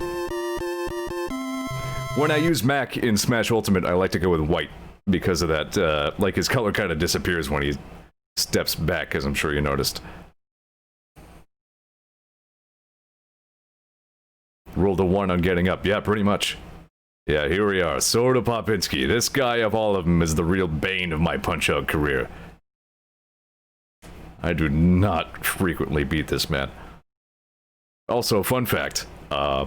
He was, of course, censored for, by Nintendo of America, and not at all politically correctly. his original name is Vodka Drunkenski. So now you know. And that's a little more apparent again in Punch-Out Wii. But this dude's tough.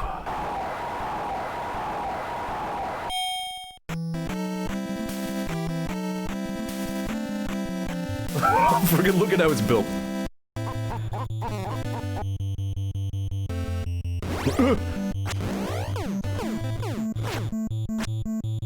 Whoa, yeah, see those freaking uppercuts.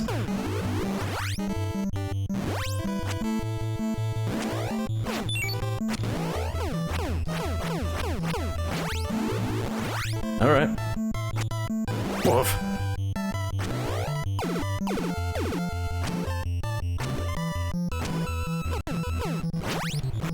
I remember that 1, 2, 3 jab, too. Oh!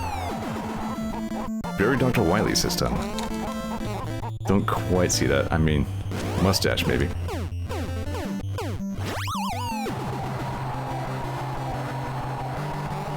He's a man made of pure flex.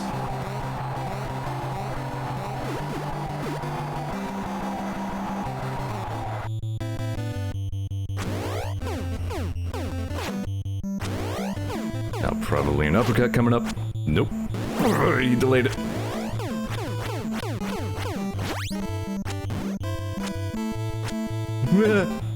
Whoa! If you double tap down, ouch, you can duck, which is not often useful. I'm probably losing this fight.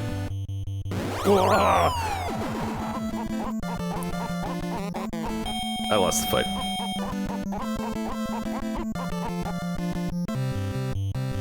Whew. Yeah, I get a rematch. And I'm pretty sure if I lose this, I just plain get game over. And if you think this guy's tough, whew.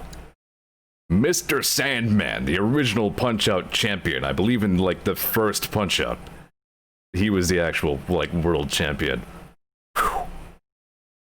They don't call him Mr. Sandman because he likes the beach. It sure says what you won in our hearts. Aw. I won the Sentiment Championship.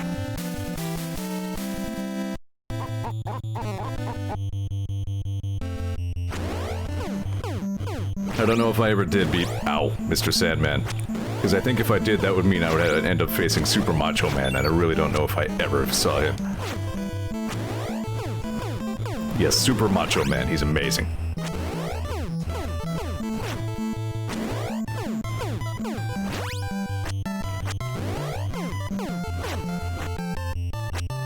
Whoa! Whoa!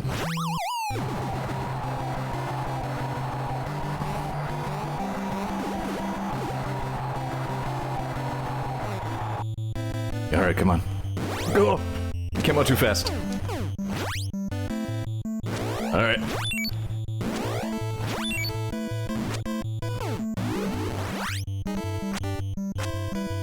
Oh! They're so strangely timed. So that state right there, that means I like ran out of hearts, which means I got knocked around too much or blocked too many punches.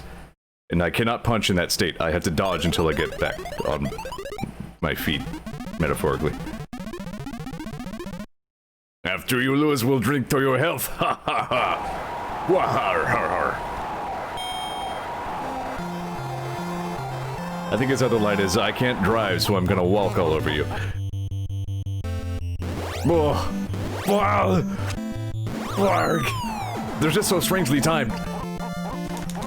Alright. Whoa!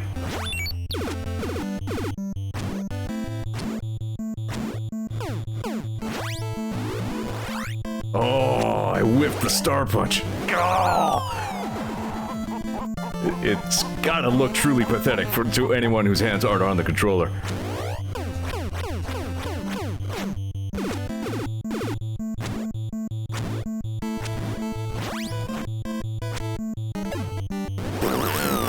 Yeah, that'll do it.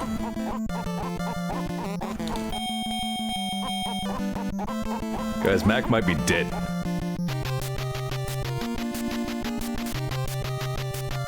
I remember that screen being redder than that.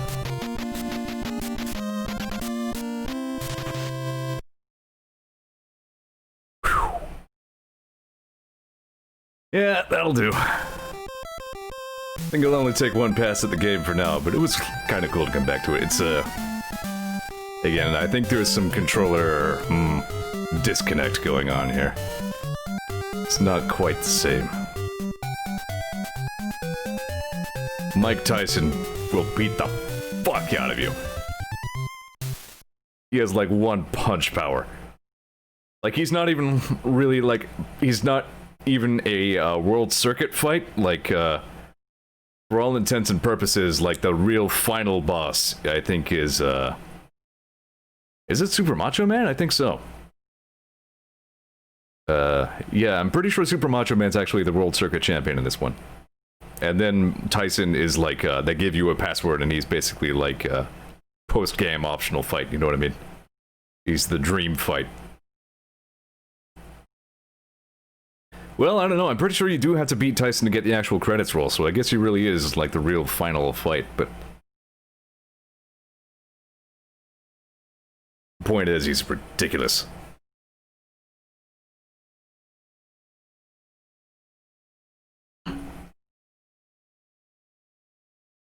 And that's the way Tyson really was in his prime. Like, a lot of people really didn't like Mike Tyson back when he was, like, world star boxer, because his fights would only last, like, 13 seconds. He'd punch the guy in the head and that'd be it. What else we got on the NES? Like, he's such a ludicrous cartoon of a man, it's easy to forget that he was once, like, one of the best in the world at what he did.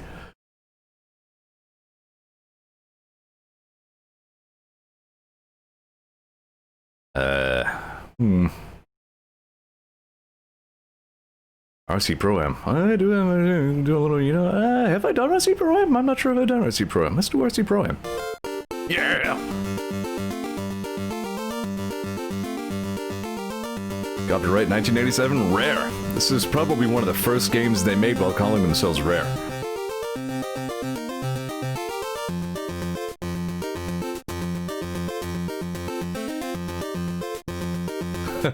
God, I miss the NES so much. I love this sound.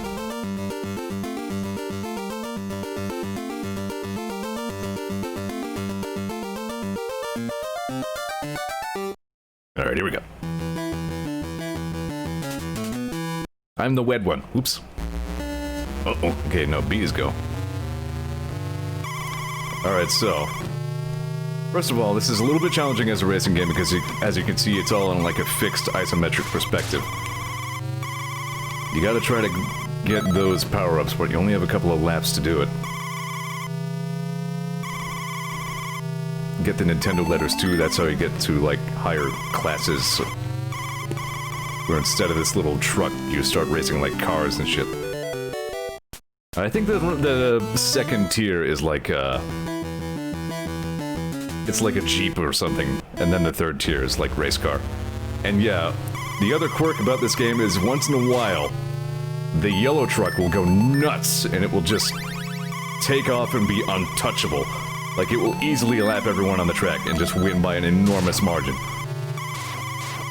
So sometimes when it does that, the whole race becomes not even about, like, winning so much as, like, staying out of last until the yellow truck can finish the race. Also, I have rockets now, but nobody was in front of me, so I didn't shoot any.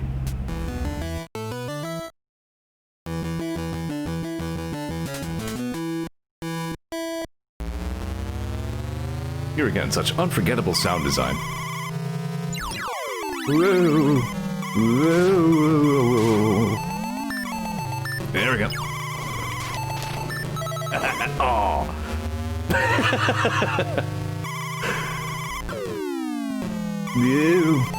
There we go. There we go. Boom. Wow, that was really good. Alright, I have another lap. That was a great second lap, though.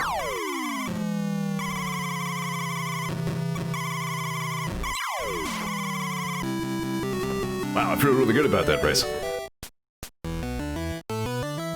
That big trophy at the top actually demonstrates your, it shows your position on the high score table. But you can get rockets or bombs, and the bombs drop behind you. Whoops. Or you can just drive down the middle of the track and miss everything. then nobody likes you.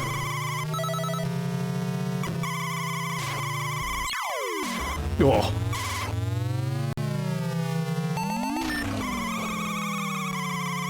Ah, I missed the letter.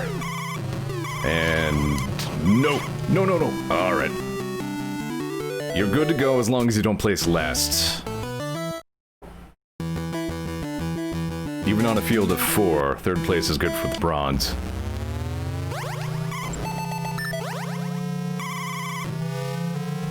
Oops. Ah, crap.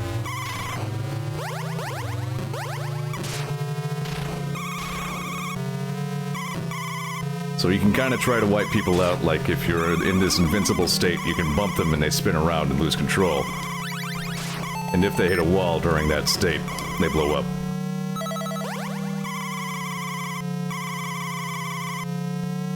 I think I got everything on this one. Oof! Ah! No! No. Oof. The yellow truck might have done the thing. Saga says this game has the best music licks. I agree. Like, the overall sound design of this game is really good. Oh, crap. There we go. That main theme is great too, but there is a peculiarity that you will hear at some point, no doubt. For their, like, high score entry, screen, for some reason they made the music jitterbug. I wasn't aware of this until years later, and then I noticed, I was like, wait a minute, that song, it's freaking jitterbug. Why did they do that? Blow 'em up, blow iron. No. No. Oh, I have another lap. Okay. Try to hit all the zippers this time. There we go. No.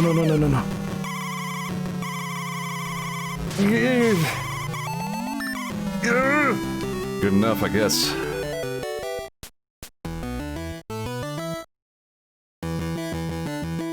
Racking up those bronzes. Screw you, green. Oh yeah, that thing in the middle is just like a metal plate that sticks up and blocks the track. Whoa! Gotta get out of last.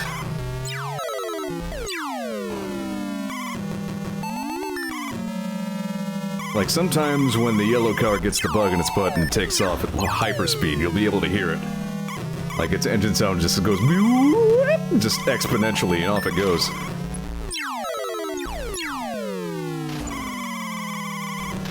Yeah, he did it. Didn't hear it, but there it goes. You got the letter.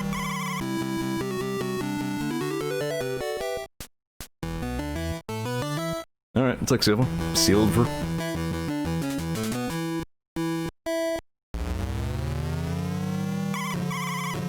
This is a game I didn't play as much as a kid because I was never much good at it, but still fondly remembered again for its sound design, if nothing else.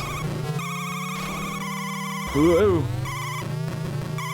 Right, some of these tracks have so many slip hazards all over them. I think those stars, yeah, they just give you more ammo for whatever you have. And then I think some of them later start turning into skulls that subtract ammo if you touch them.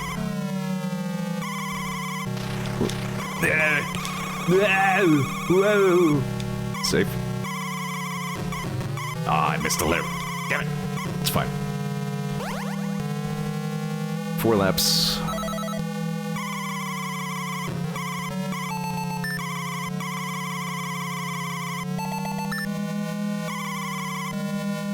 I'm a lot better at this than I used to be.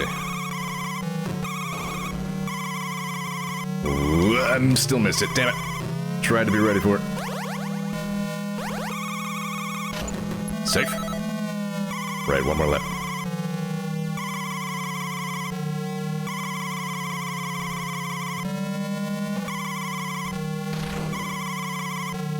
Everything in this game sounds like it's supposed to, you know what I mean? Like the engine sounds and the squealing tire sounds. No problem. would like to at least get all the letters so we can move up a tier. I don't know if I've ever gotten to the race cars, but I can at least show you the Jeeps.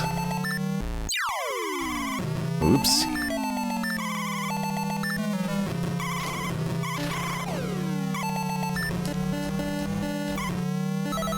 I'm out of rockets, now I just have a horn.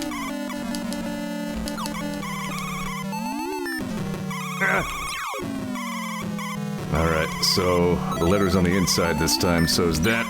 Damn, missed. I have another lap. Damn. Oh no, I'm gonna lose! One more lap. Missed the letter, don't care anymore, just gotta not be last. Ah, screw you, blue car. Alright, hold on. Okay. I don't think there is anything past the cars. I don't know what happens if you collect all the letters when you're on the cars.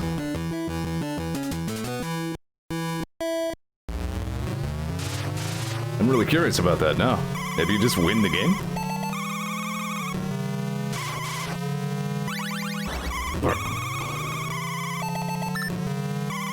God. Oh, this track, I remember. This is awful.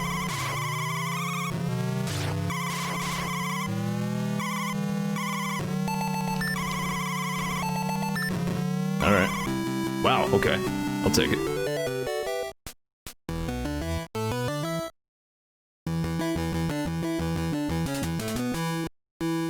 Nintendo. Woo. No. Yeah, it's getting a little loony around here.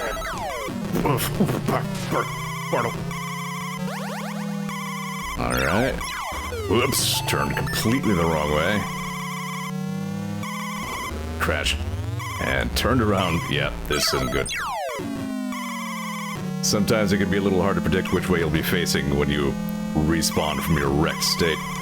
And yeah, that's the one.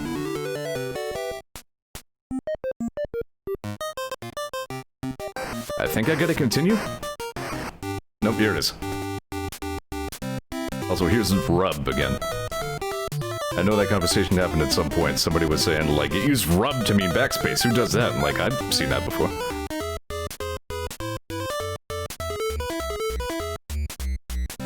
See, it's Jitterbug. It's considerably better than the original Jitterbug. Yeah.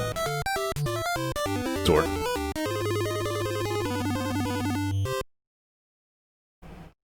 Yeah, I gotta continue. Alright. Screw you, yellow. Oh, wrong button. Damn it. And I was just playing this game. Alright. Incidentally, I think getting the game over actually gives me the opportunity to collect a letter twice. And hey, it looks like I got all of them. I just gotta not be last.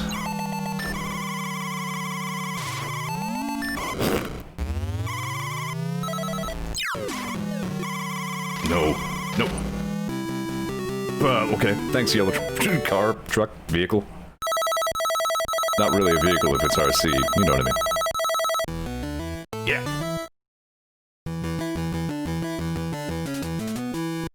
Yeah, we're in the Jeeps now. Basically just means all the stakes went up. We're all faster. Maybe better handling too, I'm not sure. Kind of, I guess. Alright. Oh no! Fuck!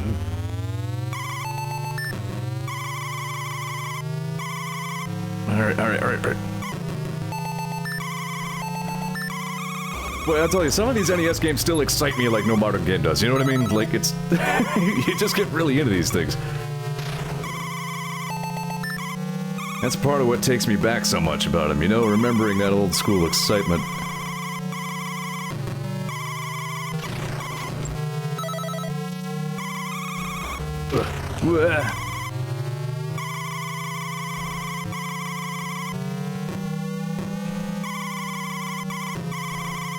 Alright. Oh no! Oh no! Alright, well I have one more lap. Fuck. I don't think I did. Crap. See, like, both you and the AI are both pretty rubber bandy in this game, which I don't think is necessarily a bad thing in this case. The rubber banding isn't so bad when it goes both ways. Alright. I don't think I really deserved a place on that one, but I'll take it.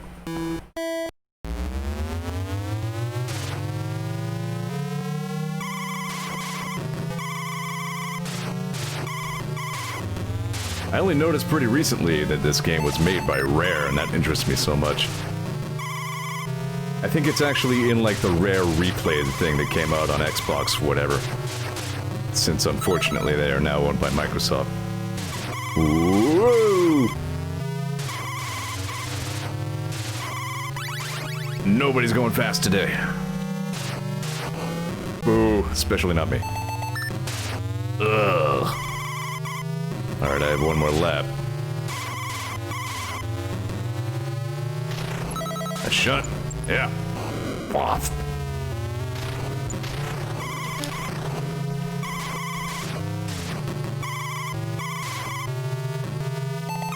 Yeah, I thought I remembered that being there. Good remember.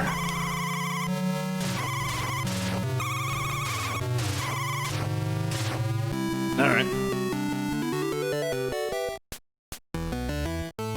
It was Dale Earnhardt who perfected the spin and win.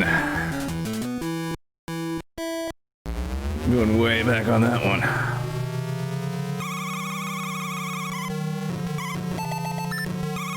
Whoa!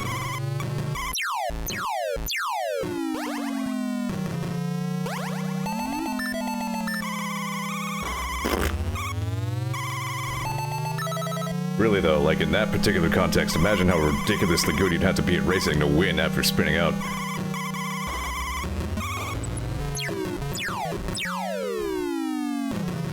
Like in that racing, like, you wreck at any point during the race, well, we'll just watch your name go by to see if you moved up out of 38th.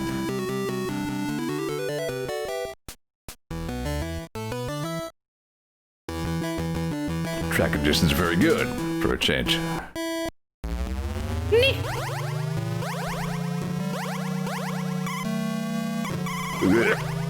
Oh, had to chew that one. Alright,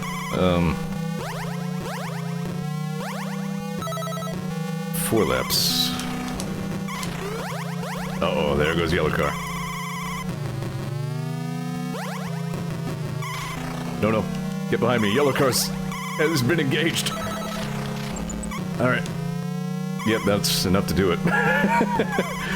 No, we have another lap. He has another lap. I'm probably not going to finish it. No, no, no, no, you son of a... Aww. I think he cheated. Somebody check his RC car for dope.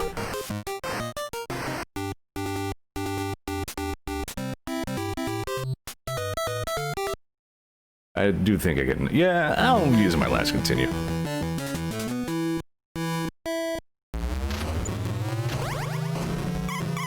Again, this is so distinctly a just do what the hell ever stream. Like, I'm really playing RC Pro-Am just on the whimsiest of whims.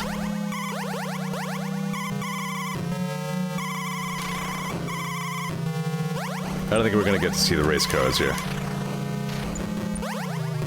So I learned something a minute ago. You can only have one rocket on screen at a time.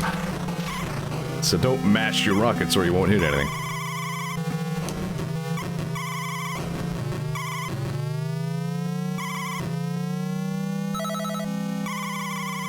There he goes. He's yellow card.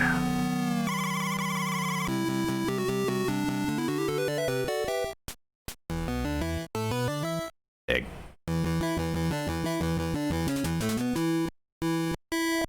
Screw you. Blah. Oh no! Alright, there's that bastarding turn.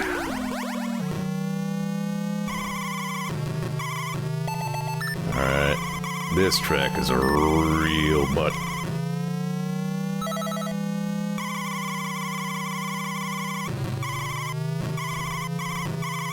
What? It's not even a fake butt, it's a real butt. Boy, I'm doing terrible on the letters. We're definitely not going to see the cars.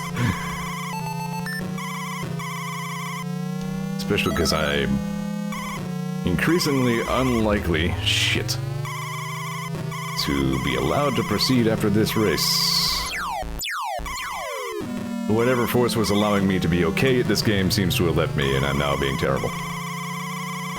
Cool. Techmate says, oh man, RC Pro-Am, I was not aware that you were familiar with this game. I know I've name dropped it a couple times, but I was saying a minute ago, it's a relatively recent bit of information in my mind that this game was made by in the early days of Rare.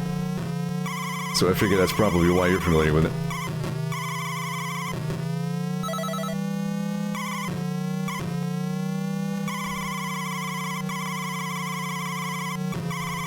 Yeah, this has not been a bad run by my stand. Oh shit, I'm actually gonna pull this off. Hold on. Oh no. Oh, stop sucking so much. Alright, there we go.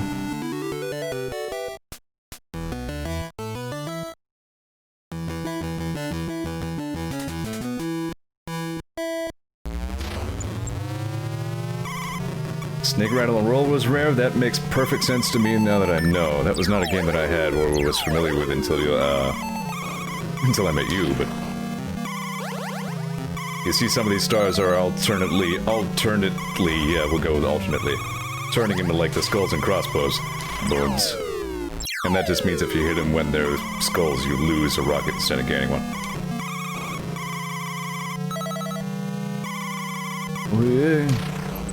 Ooh, nice! It's gonna be a left and then a right. That should have been a better shot than it was. Rev certainly had a good handle on sound design even back in these days. Like even that weird-ass Pictionary game that I played, the music was fucking gangsta. Well, that sucked. I don't know why I went with gangsta as a descriptor there, but you know what I mean. Channeled San Andreas for a second. Balls. Alright. Nobody wins! Allied Blue wins.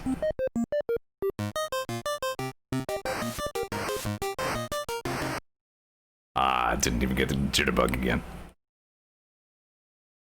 RC Pro-Am was a good time.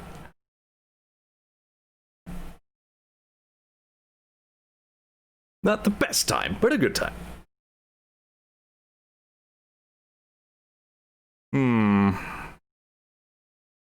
Silver Surfer and etc. composer. I think that was actually the same one who was responsible for the Pictionary soundtrack. So he must have worked with Rare, but maybe not have been a Rare guy himself. But yeah, I do remember. I think I like borrowed the Silver Surfer game from someone or something like that.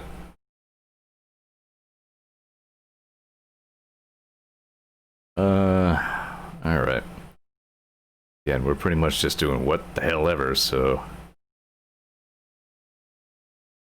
There's Rockman 4 minus Infinity. I don't remember... There are two versions of this. One says MMC3 and one says MMC5. I feel like one of them was like a compatibility thing if your emulator choked on the other one, but I don't remember which was which. Shrug.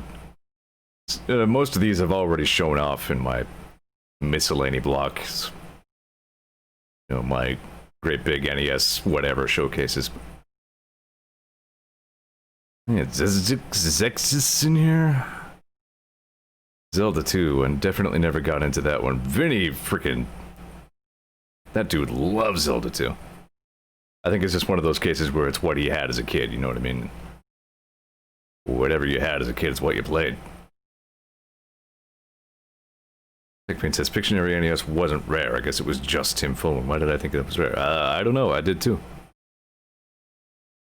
Are you sure? Because, like, I feel like it was, like, an organization that later came to call themselves Rare. Hang on here. I still have that. Here we go.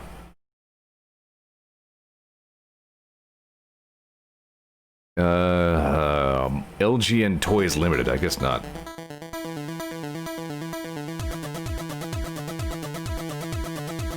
Nah, I mean, maybe that was, alright. Written by Software Creations Limited, that's them. I feel like they did eventually become rare. But yeah, here's that off-the-chain music composition that you would not expect from a freaking NES adaptation of Pictionary.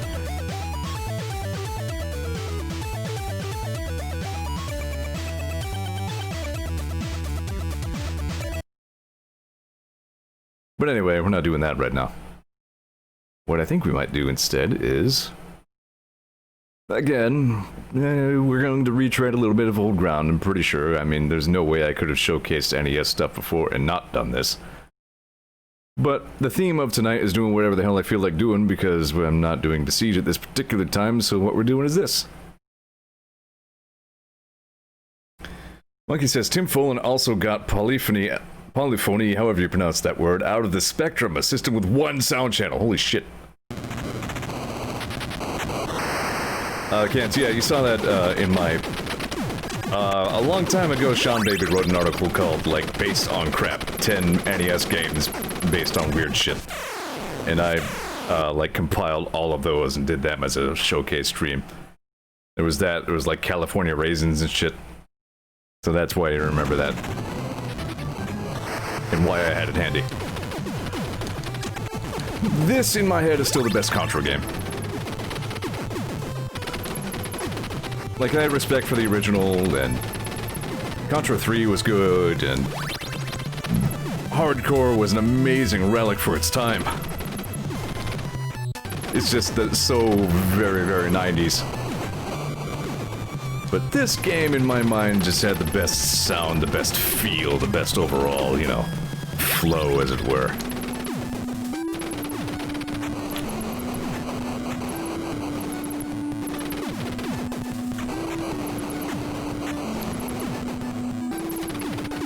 Oh, amateurish.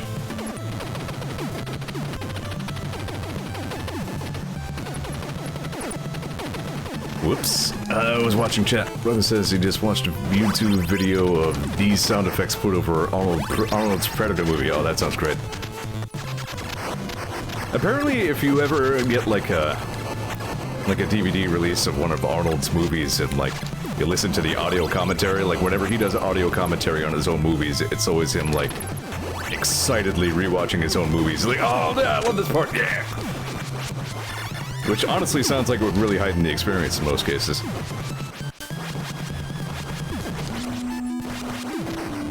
By the way, if you have this weapon, congratulations, you win. And if you lose this weapon, well, you lose, sorry. This Predator, as we always call it, is just by far the superior weapon in this game. Like, in most Contra games, really, but this one especially, it's... I will... try to remember to come back to that YouTube link before I wrap the stream up for tonight, because I kind of do want to check that out.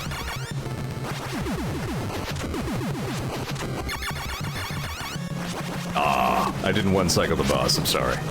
I'm fired as a speedrunner. Worst streamer.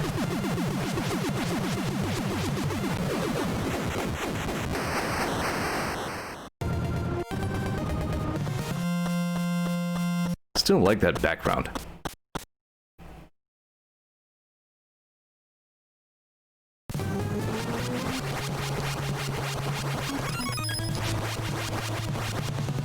Do not get machine gun, have spread, best gun.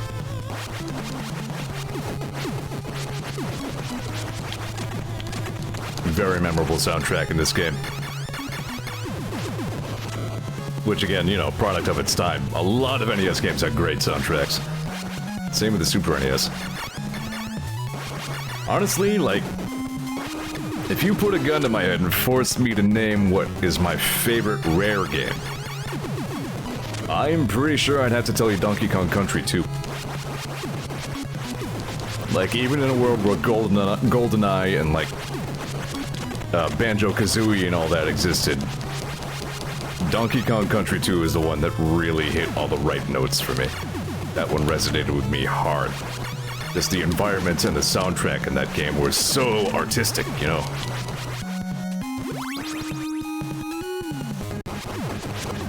Like, that was Rare really hitting their stride, I feel. Like, they really made waves with Donkey Kong Country 1, and it was a great game, and it still holds up, you know, it's still beautiful. But, I feel like they kind of let it hang out a little bit more with Donkey Kong Country 2, and it showed.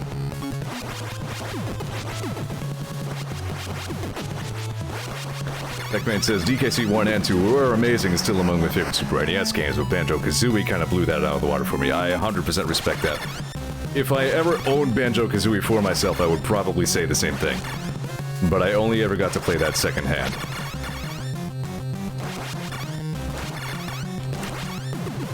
But Banjo-Kazooie was a best-in-class 3D platformer collectathon, yeah.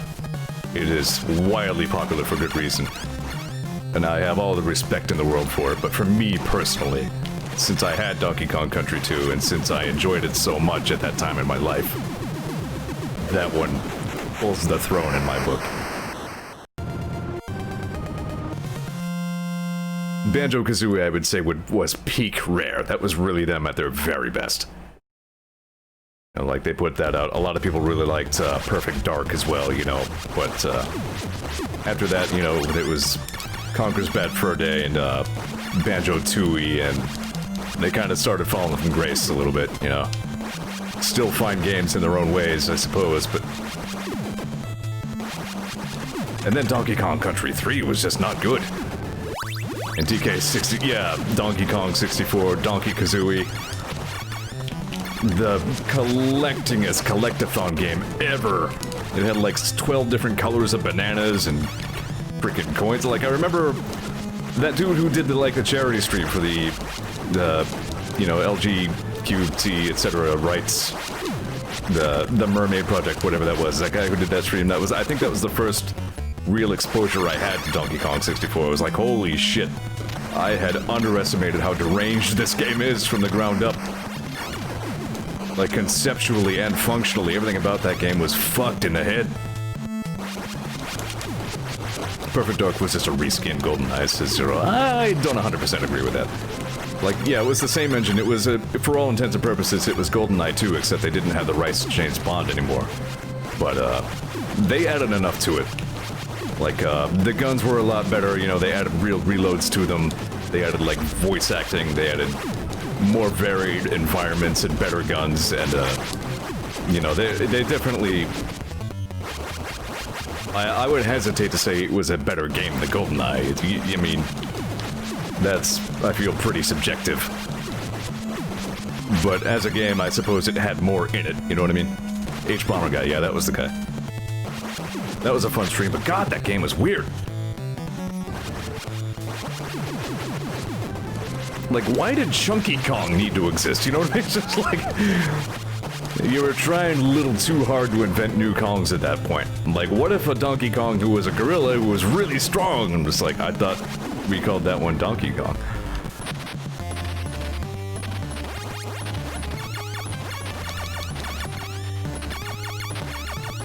Chunky was better than Kiddy Kong, reports TechBin. Yeah, I agree. Yeah, Kiddy Kong was a fucking disaster. That's why I was just saying a minute ago, it was just like, Donkey Kong Country 3 itself was just such an unmitigated disappointment. Like, you kind of don't want to talk too much trash about it, because it was still a pretty technically sound game, and its uninspiring environments were at least very well rendered. But, yeah, you could tell it was handled by a different team than the previous Donkey Kong Country games, and, they didn't get it, you know what I mean?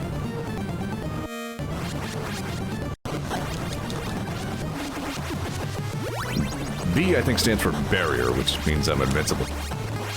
I'm kind of really enjoying myself right now, because, like, I'm playing this game I'm already really familiar with, and it's kind of allowing me to use some brain power to carry on a conversation. I'm enjoying myself. Sort of glad I stalled and didn't get any Besiege stuff done before the stream. Yo!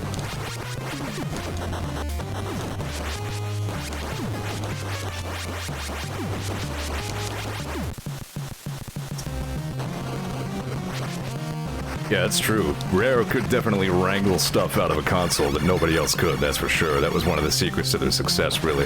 That's what made Donkey Kong Country such a splash, you know? like the hyper-realistic graphics for its time were its real big selling point. And again, even to this day, they hold up. Like, I love the Arctic levels in that game. The mountain levels where, like, the snow kicks in as the level goes on and the music there. Fucking beautiful. But, like, Donkey Kong Country 1, it had more, like, reality-grounded kind of environments, you know what I mean? Like, caves and mountains and forests and such, whereas, they went a little more like pirate fantasy world in Donkey Kong Country 2. And that... the sound score of that game, the soundtrack was just genius. It really was. Alright, I need to catch up with chat a little bit here. Ken says, DK64 is weird in that all the rare magic is in the right places, like the set pieces and dumb writing, but on the other hand, it's got seriously overpowering issues. Yeah, again, there was just so much to that game. Like, they crammed it full of so many collectibles. Alright, here we go. Even speedrunners hate this part, because it's like... statistically, there's no way to guarantee that you'll get through those bubbles without dying. Every time, even for speedrunners, like pro Super C players. Oh, it's always a roll of the dice getting through those bubbles. Bubbles. I've been doing a lot of talking to that. I kind of like it. Ooh. Considering I think that's my first death in the game so far, that's not bad, but it still means I lost my spreader gun. I think there's another one later in this level. I just gotta make really sure I get it. This is also the point in the game where we're starting to see some interesting, like those winged guys, we're starting to see some kind of unnatural alien stuff instead of just regular real-world military soldier enemies. Yeah. Yeah.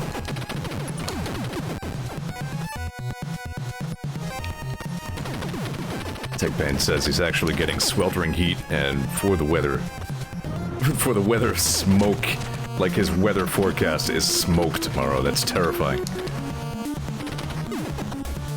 I would be seriously worried about my respiratory health if I lived anywhere near that. I guess that's a reason why I should probably avoid the West Coast.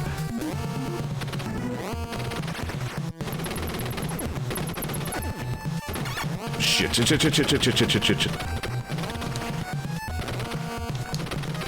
I'm pretty sure, like most everybody I know knows this, but I have asthma in real life. So, I'll pass on the smoke weather. Thanks.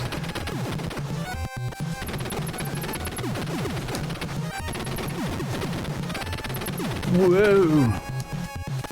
I've seen some pictures from Oregon. It's like truly fucking unnatural, like red glow in some places. You could swear it's the night of the third day.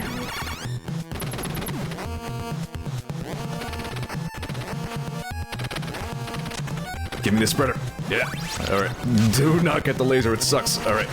We're good.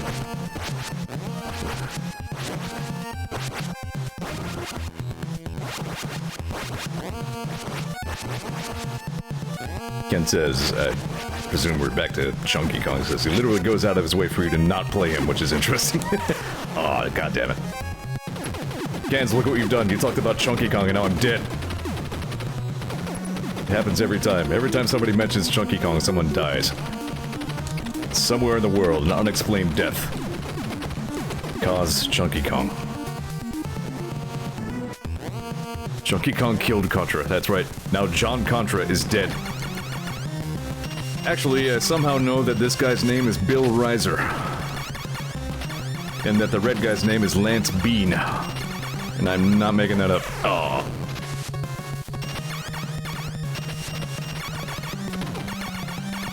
Yeah.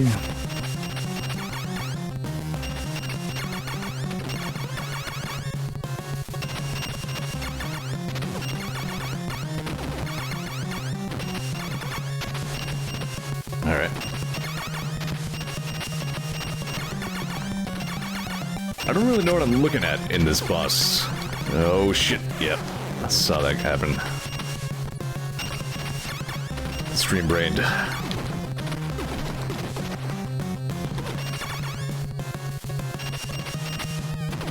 Like they're extending rods that shoot lasers, kind of? It's weird. Also, why is this here? Like, literally, what is it?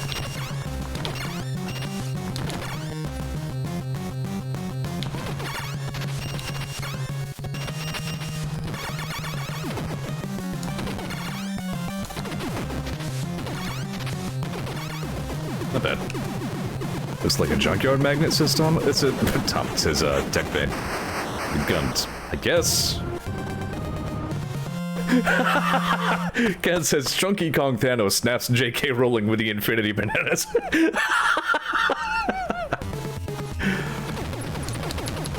Oh, dude, this level, the aesthetic here is great.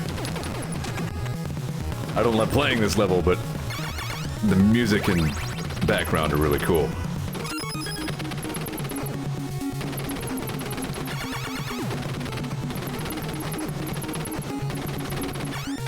Also a little bit of Contra 1 with like all the stationary turrets and terrainy jumping in this level.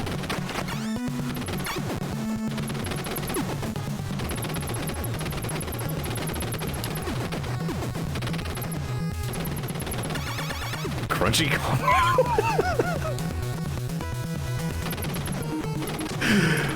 I'm way too amused by Chunky Kong. Aw, sweet. Safe. Now we just never die again, just keep this forever. And we can win the video game. This is one of the old school super hard NES games that I can, I believe, affirmatively say that I have beaten. Legit ways.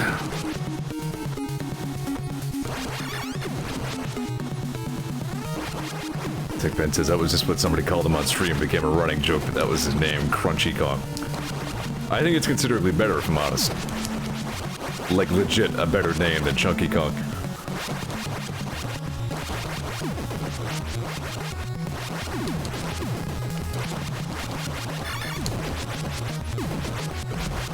I mean, that's partly a British English thing, you know what I mean? Like, using chunky to mean, like, stout and robust is much more of a British English thing. Like, it can mean that in American English, but it usually does not. When we say chunky, we mean as of, like, or pertaining to chunks. So, just in case you thought all the, you know, military helicopters and shit were too normal, now we're fighting a skull UFO. That drops evil skulls and alien shit on me.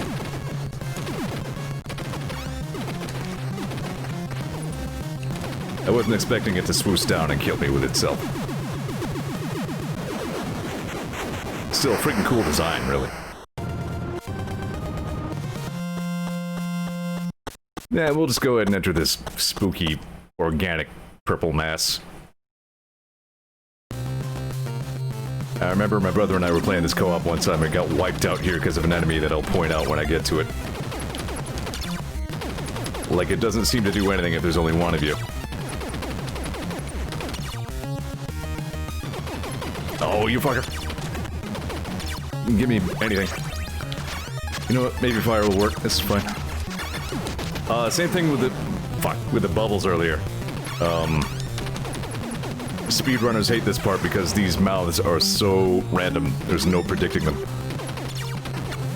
These things, they just orbit around you. I don't know if they ever even, like, swoop in for any kind of attack. I'm pretty sure they just circle you. So if it's only you, they don't really do anything. But if there are two of you, and you are, like, a medium distance apart from one another, you will be annihilated. And that's what happened to us.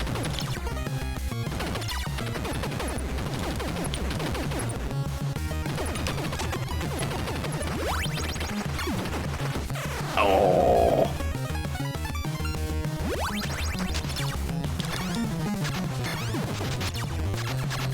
The fire is not terrible. Shit. I'm terrible.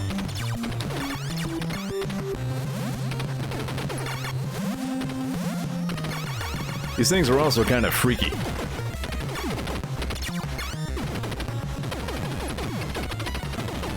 Alright. Late game Contra is always freaky. Whoops.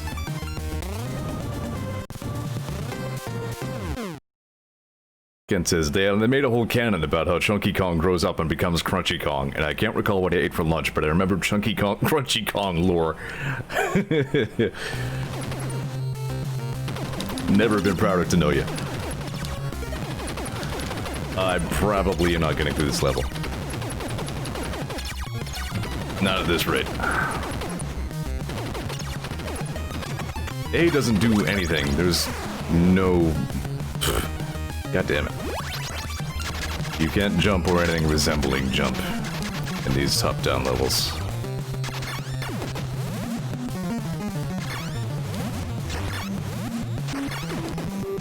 Alright, well at least I still have a weapon. I'll take it.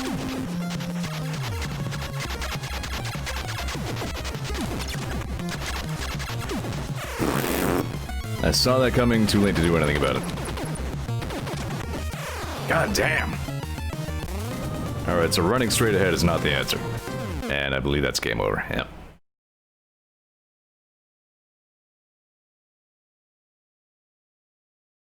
The semi-final stage reused the music from, I think, level 4.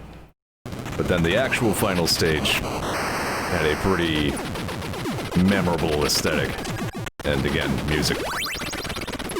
So I was kind of hoping to get to see that, but I also didn't really expect to.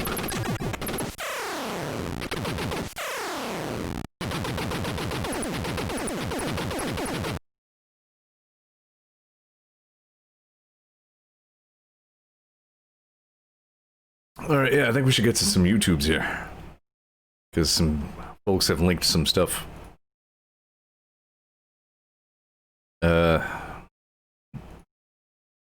Don't mind, I just gotta set up my Chrome.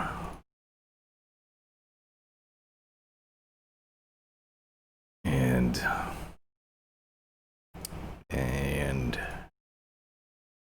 Oops, why'd you do that? No. The other one.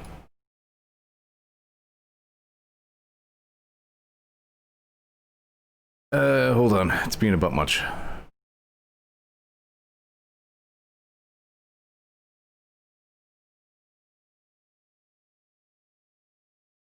Alright, there we go. And how about if we just...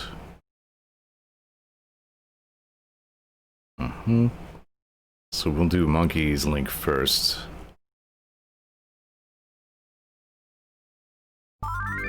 This is going back to that composer, Tim Follin, who did like the Pictionary main theme and also Silver Surfer. So just really gifted game music composer, and I guess this is something from the Sega Mega Drive.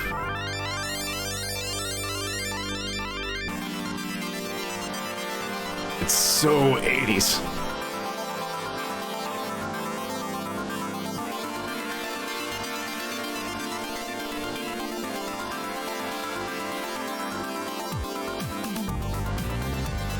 Yeah, that has all the hallmarks of his compositions as I've heard them so far, for sure. Like a very nuanced beat, like a very complex bass line to it, you know what I mean?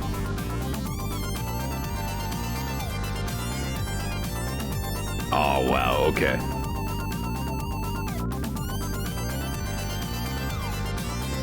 That's a good sound.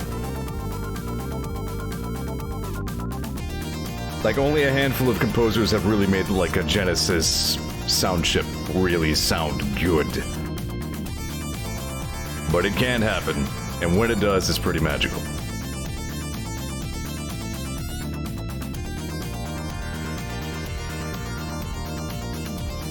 That is great. I really am enjoying this.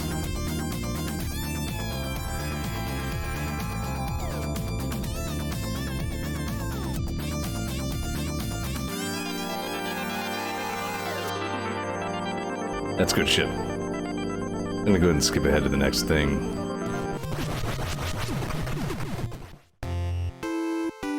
So my brother linked this, and I guess it's Predator with Contra sounds.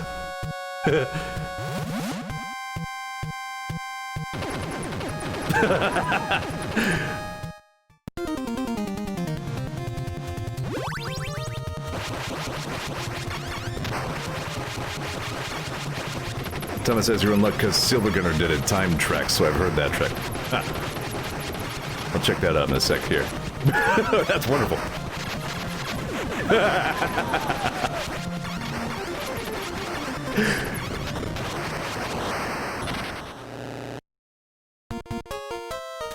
Uh-oh.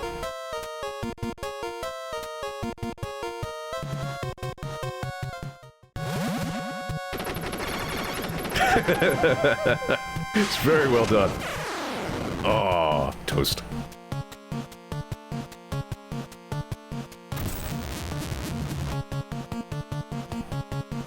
Dickman says, funny thing about Tim Follin is that he was always concerned foremost with wringing everything he could out of the most recent audio hardware.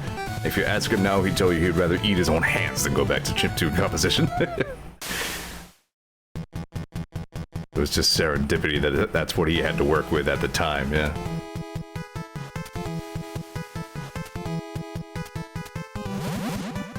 Gasp.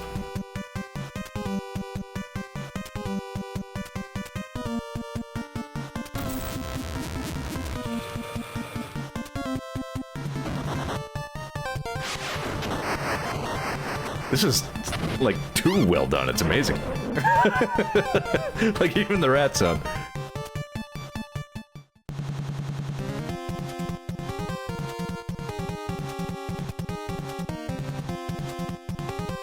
Arnold Flex.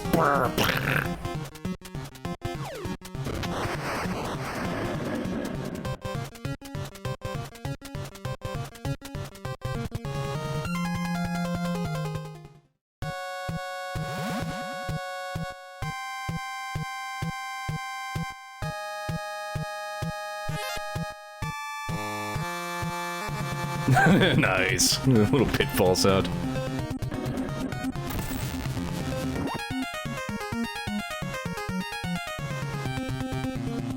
Pretty revolutionary effects for their time, huh?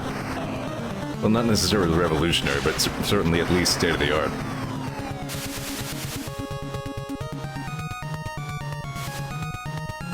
I haven't seen Terminator 2 in too long. That is an enduring favorite in the action movie genre for me. Because Terminator 2, like, it definitely dipped into, you know, the CG at the time, but also had fantastic practical effects. Like, especially the chase scene in, like, the city canal, you know what I mean? Where he's driving the frickin' truck and it's just so real and visceral. Great movie.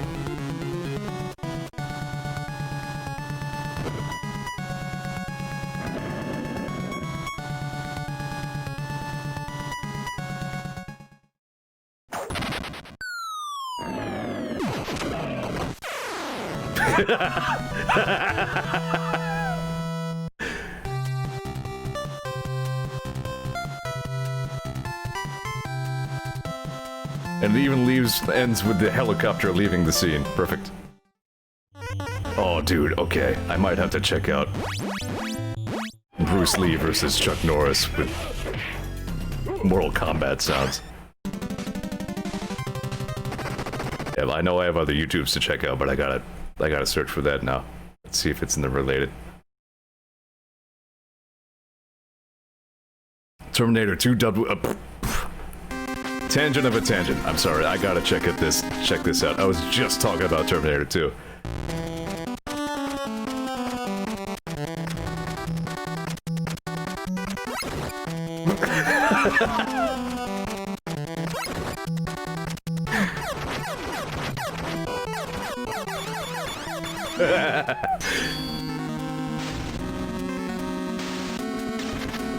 The funny thing is, I mean, for like the early 90s CG, it still holds up. Like, as obvious it is that it's computer animation, it still looks good.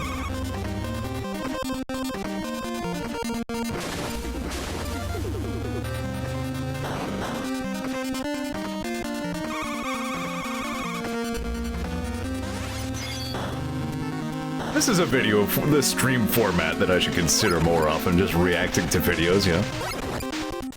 Again, I kind of enjoyed this stream as an opportunity to carry on like a good conversation. I always appreciate it when that happens.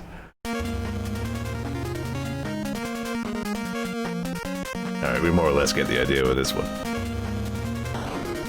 Oh, alright. Here's another one I have to check out just for being topical.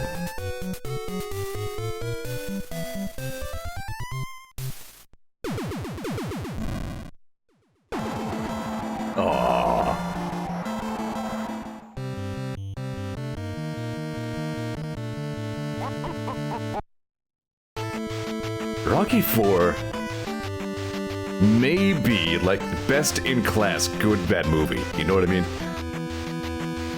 Like there's a lot about Rocky 4 which was a product of its time in very strange ways. And yet it's so watchable and so genuinely enjoyable.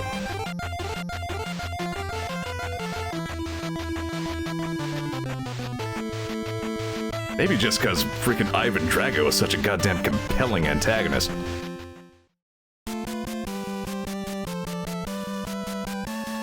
Yeah, skip ahead of the punches. Of course they gave him Soda Popinski's intro.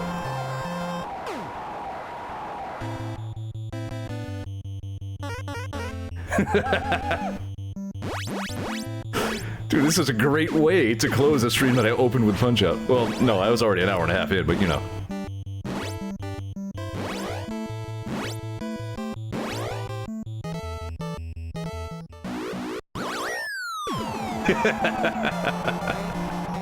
These guys are really good at this. Alright, seriously, I have to get to Bruce Lee versus Chuck Norris with Mortal Kombat sounds.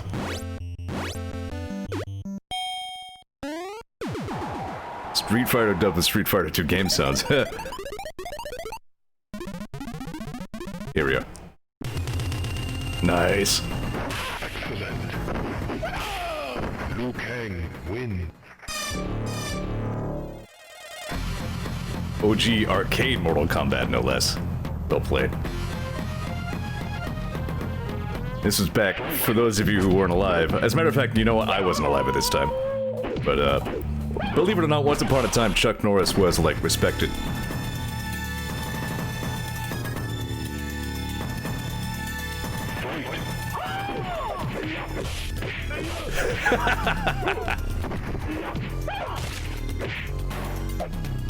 The best part is Mortal Kombat, like, actually had the Bruce Lee sounds.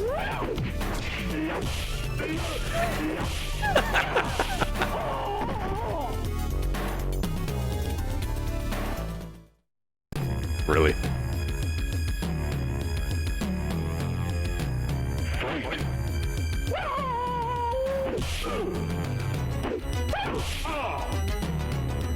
It's a really high-res smack sound.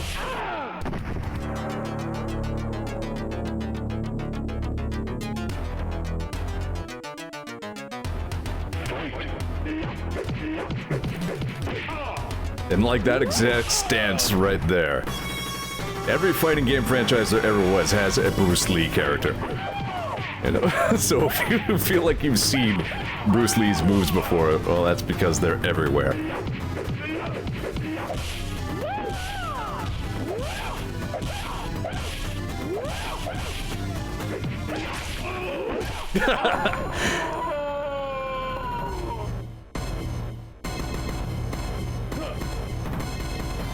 Alright, how long is it? Yeah, I'm gonna let this play out.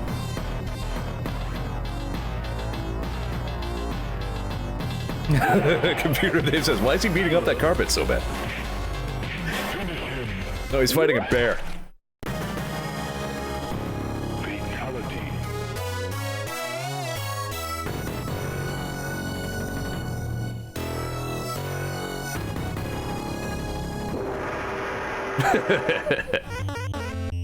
Alright, let's see. Tom had linked something a minute ago.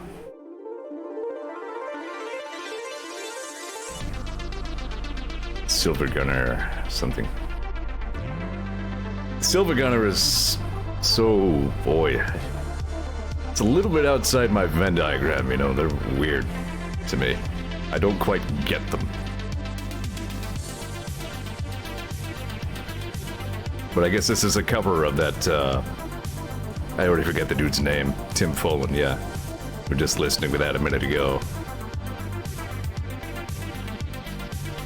Yeah, that's definitely the same composition. Again, you can tell by those, like, distinctive bass lines.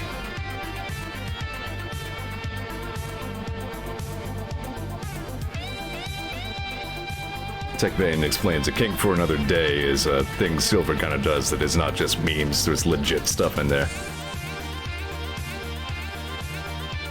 Yeah, this is good.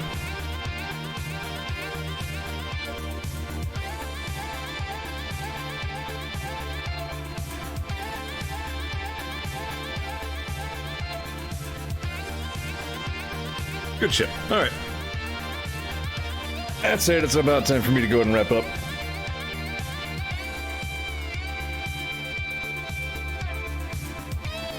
Joe says, let's see, this is more of the late 80s Arnold. Let's see, what did I do with that tab? Hang on. You know what? Like, I feel just strongly enough about it.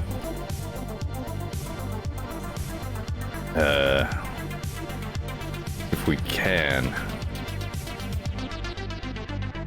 I'm giving away all of my secrets. You can see all of my stuff.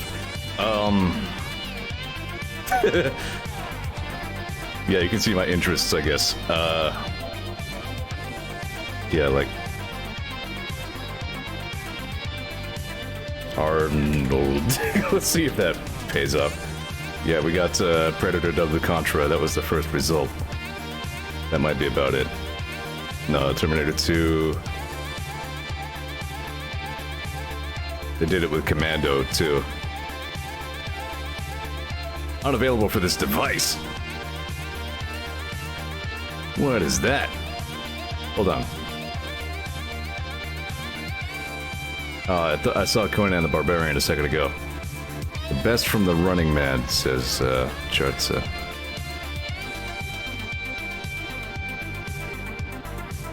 I don't know, I think I might go ahead and wrap it.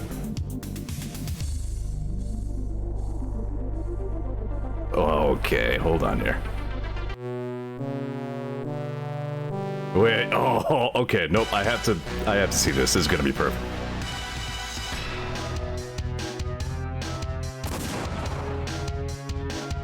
I just rewatched GoldenEye, I believe on Netflix the other day.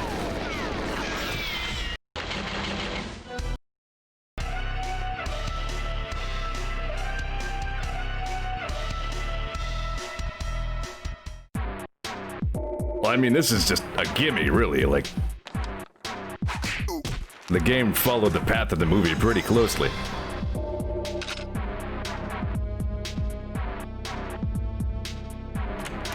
There were some cases where, like, in the game, there were missions where, in the movie, Bond wasn't even there. Like the bunker, you know what I mean?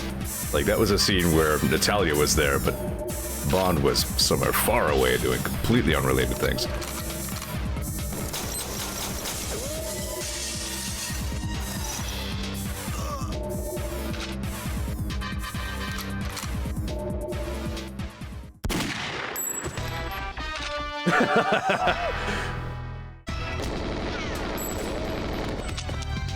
Uh-huh. On the runway. I'm invincible! That's a good face for it, too.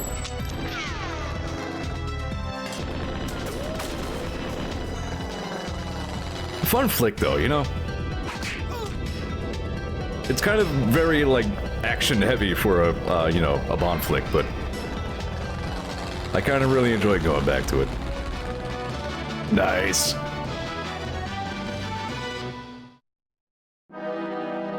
Yeah, Statue Park. Now, you've never seen, Daniel Craig Bond? But he's good. I mean, he's different. I mean, modern day Bond is kind of a product of our time in much the same way, like, all the different James Bonds really are, you know, but...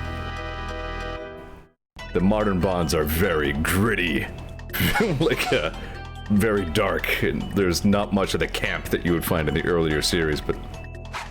Oh, the 2016 one specifically, yes, Spectre.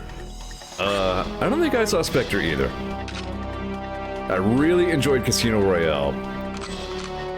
Quantum of Solace didn't do that much for me. I really enjoyed Skyfall 2. Not everybody did. I'm a little bit easier to please when it comes to movies, but, you know, I like Skyfall a lot.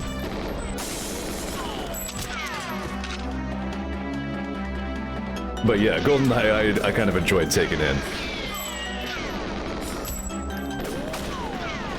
TechMain says, probably largely because of GoldenEye the game, but Pierce Brosnan is very specifically what comes to mind when I think James Bond. Yeah, I think that's normal for our age group, you know, because that's who Bond was at the time. And I still feel like Pierce Brosnan was a perfectly good Bond. Like, his movies aren't really generally thought back on very fondly. But, like, I feel like the reason for that wasn't Brosnan. I feel like he really had everything to be a good James Bond.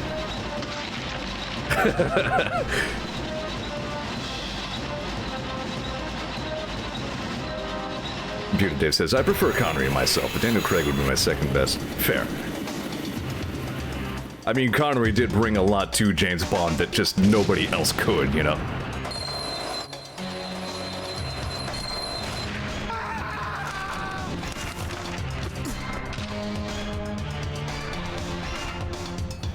Is it going to be, James? The mission or the girl?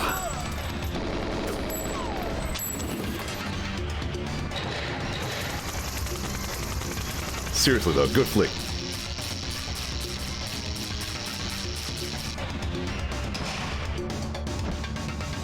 Good game too.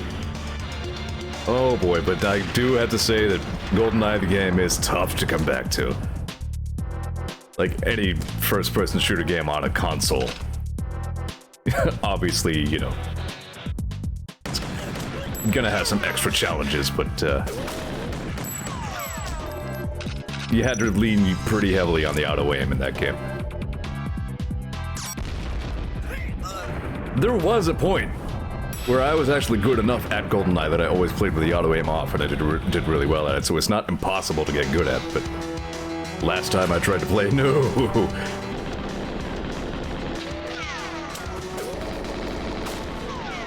TechMan says, I still have an easier time with GoldenEye than any twin-stick shooter. Yeah, I get that.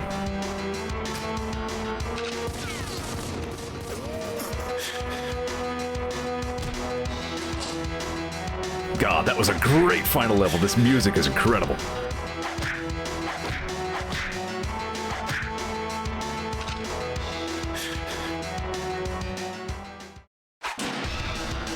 Yes. Very well done.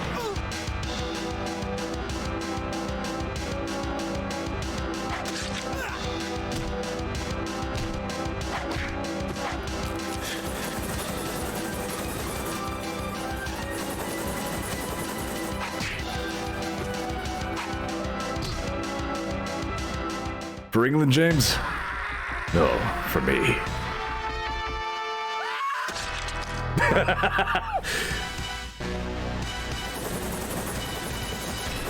You better use the credits theme here. No?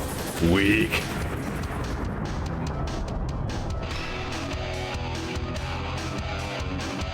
Oh well, I'll forgive you. For the most part, that was really well done. Alright, one more video. TechMate says I had to link this because I'm me.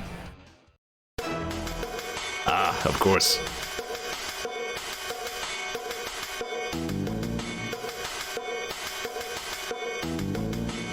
I started making one of these once upon a time. I didn't get very far with it.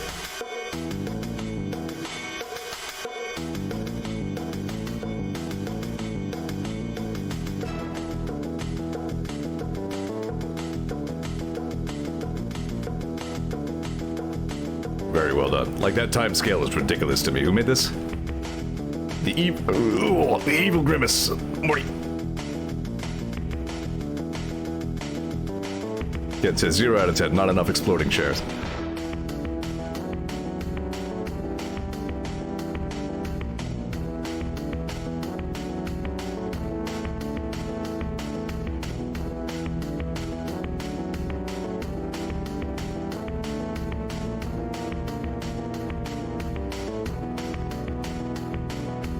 TechPain says, you heard it here first. We need to find a way to add an exploding chair instrument to Mario Paint Composer.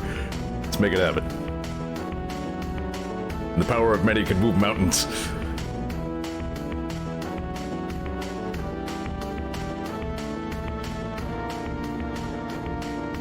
That's coming to a pretty good swell there.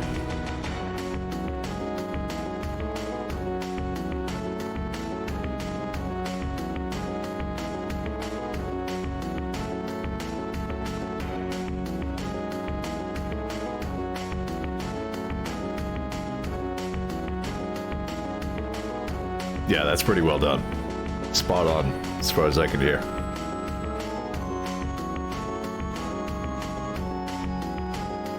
It's another one of those tunes where, like, it only really sounds right in its original, you know, sound font. But still, good cover. Alright, I'm gonna go ahead and wrap this up.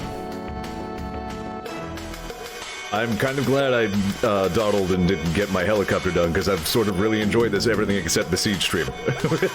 For anybody who came in late, we started with some AI Dungeon, we did a bunch of that. Played some Punch-Out, played some RC Pro-Am, played some Super C. Watched some funny YouTubes. It was a good time. I will try to put together a working helicopter, though. Because I have some ideas in mind. I don't know if they'll play out. But if they do play out, it could be a pretty kick-ass helicopter. So we'll see.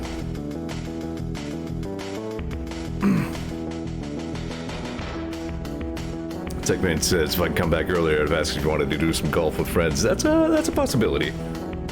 It has been a long time since we've done like a multiplayer anything stream, you know? Like we gotta come back to Hand Simulator at some point. We just have to. But in any case, thanks for coming by. Especially those of you who stuck around through the weird, boring parts. As I said before, like all viewers, you know, regular and incidental, I really appreciate you coming by and supporting this dumb thing I do. I'll be back tomorrow, usual time, more XCOMs. We have a whole lot of alien facilities to blow up and things of that nature. And then Final Fantasy Friday. You are most welcome for Variety Strip. And I'll see you tomorrow, hopefully. Shoot some aliens. Make Bradford jokes, the usual. Have a good one.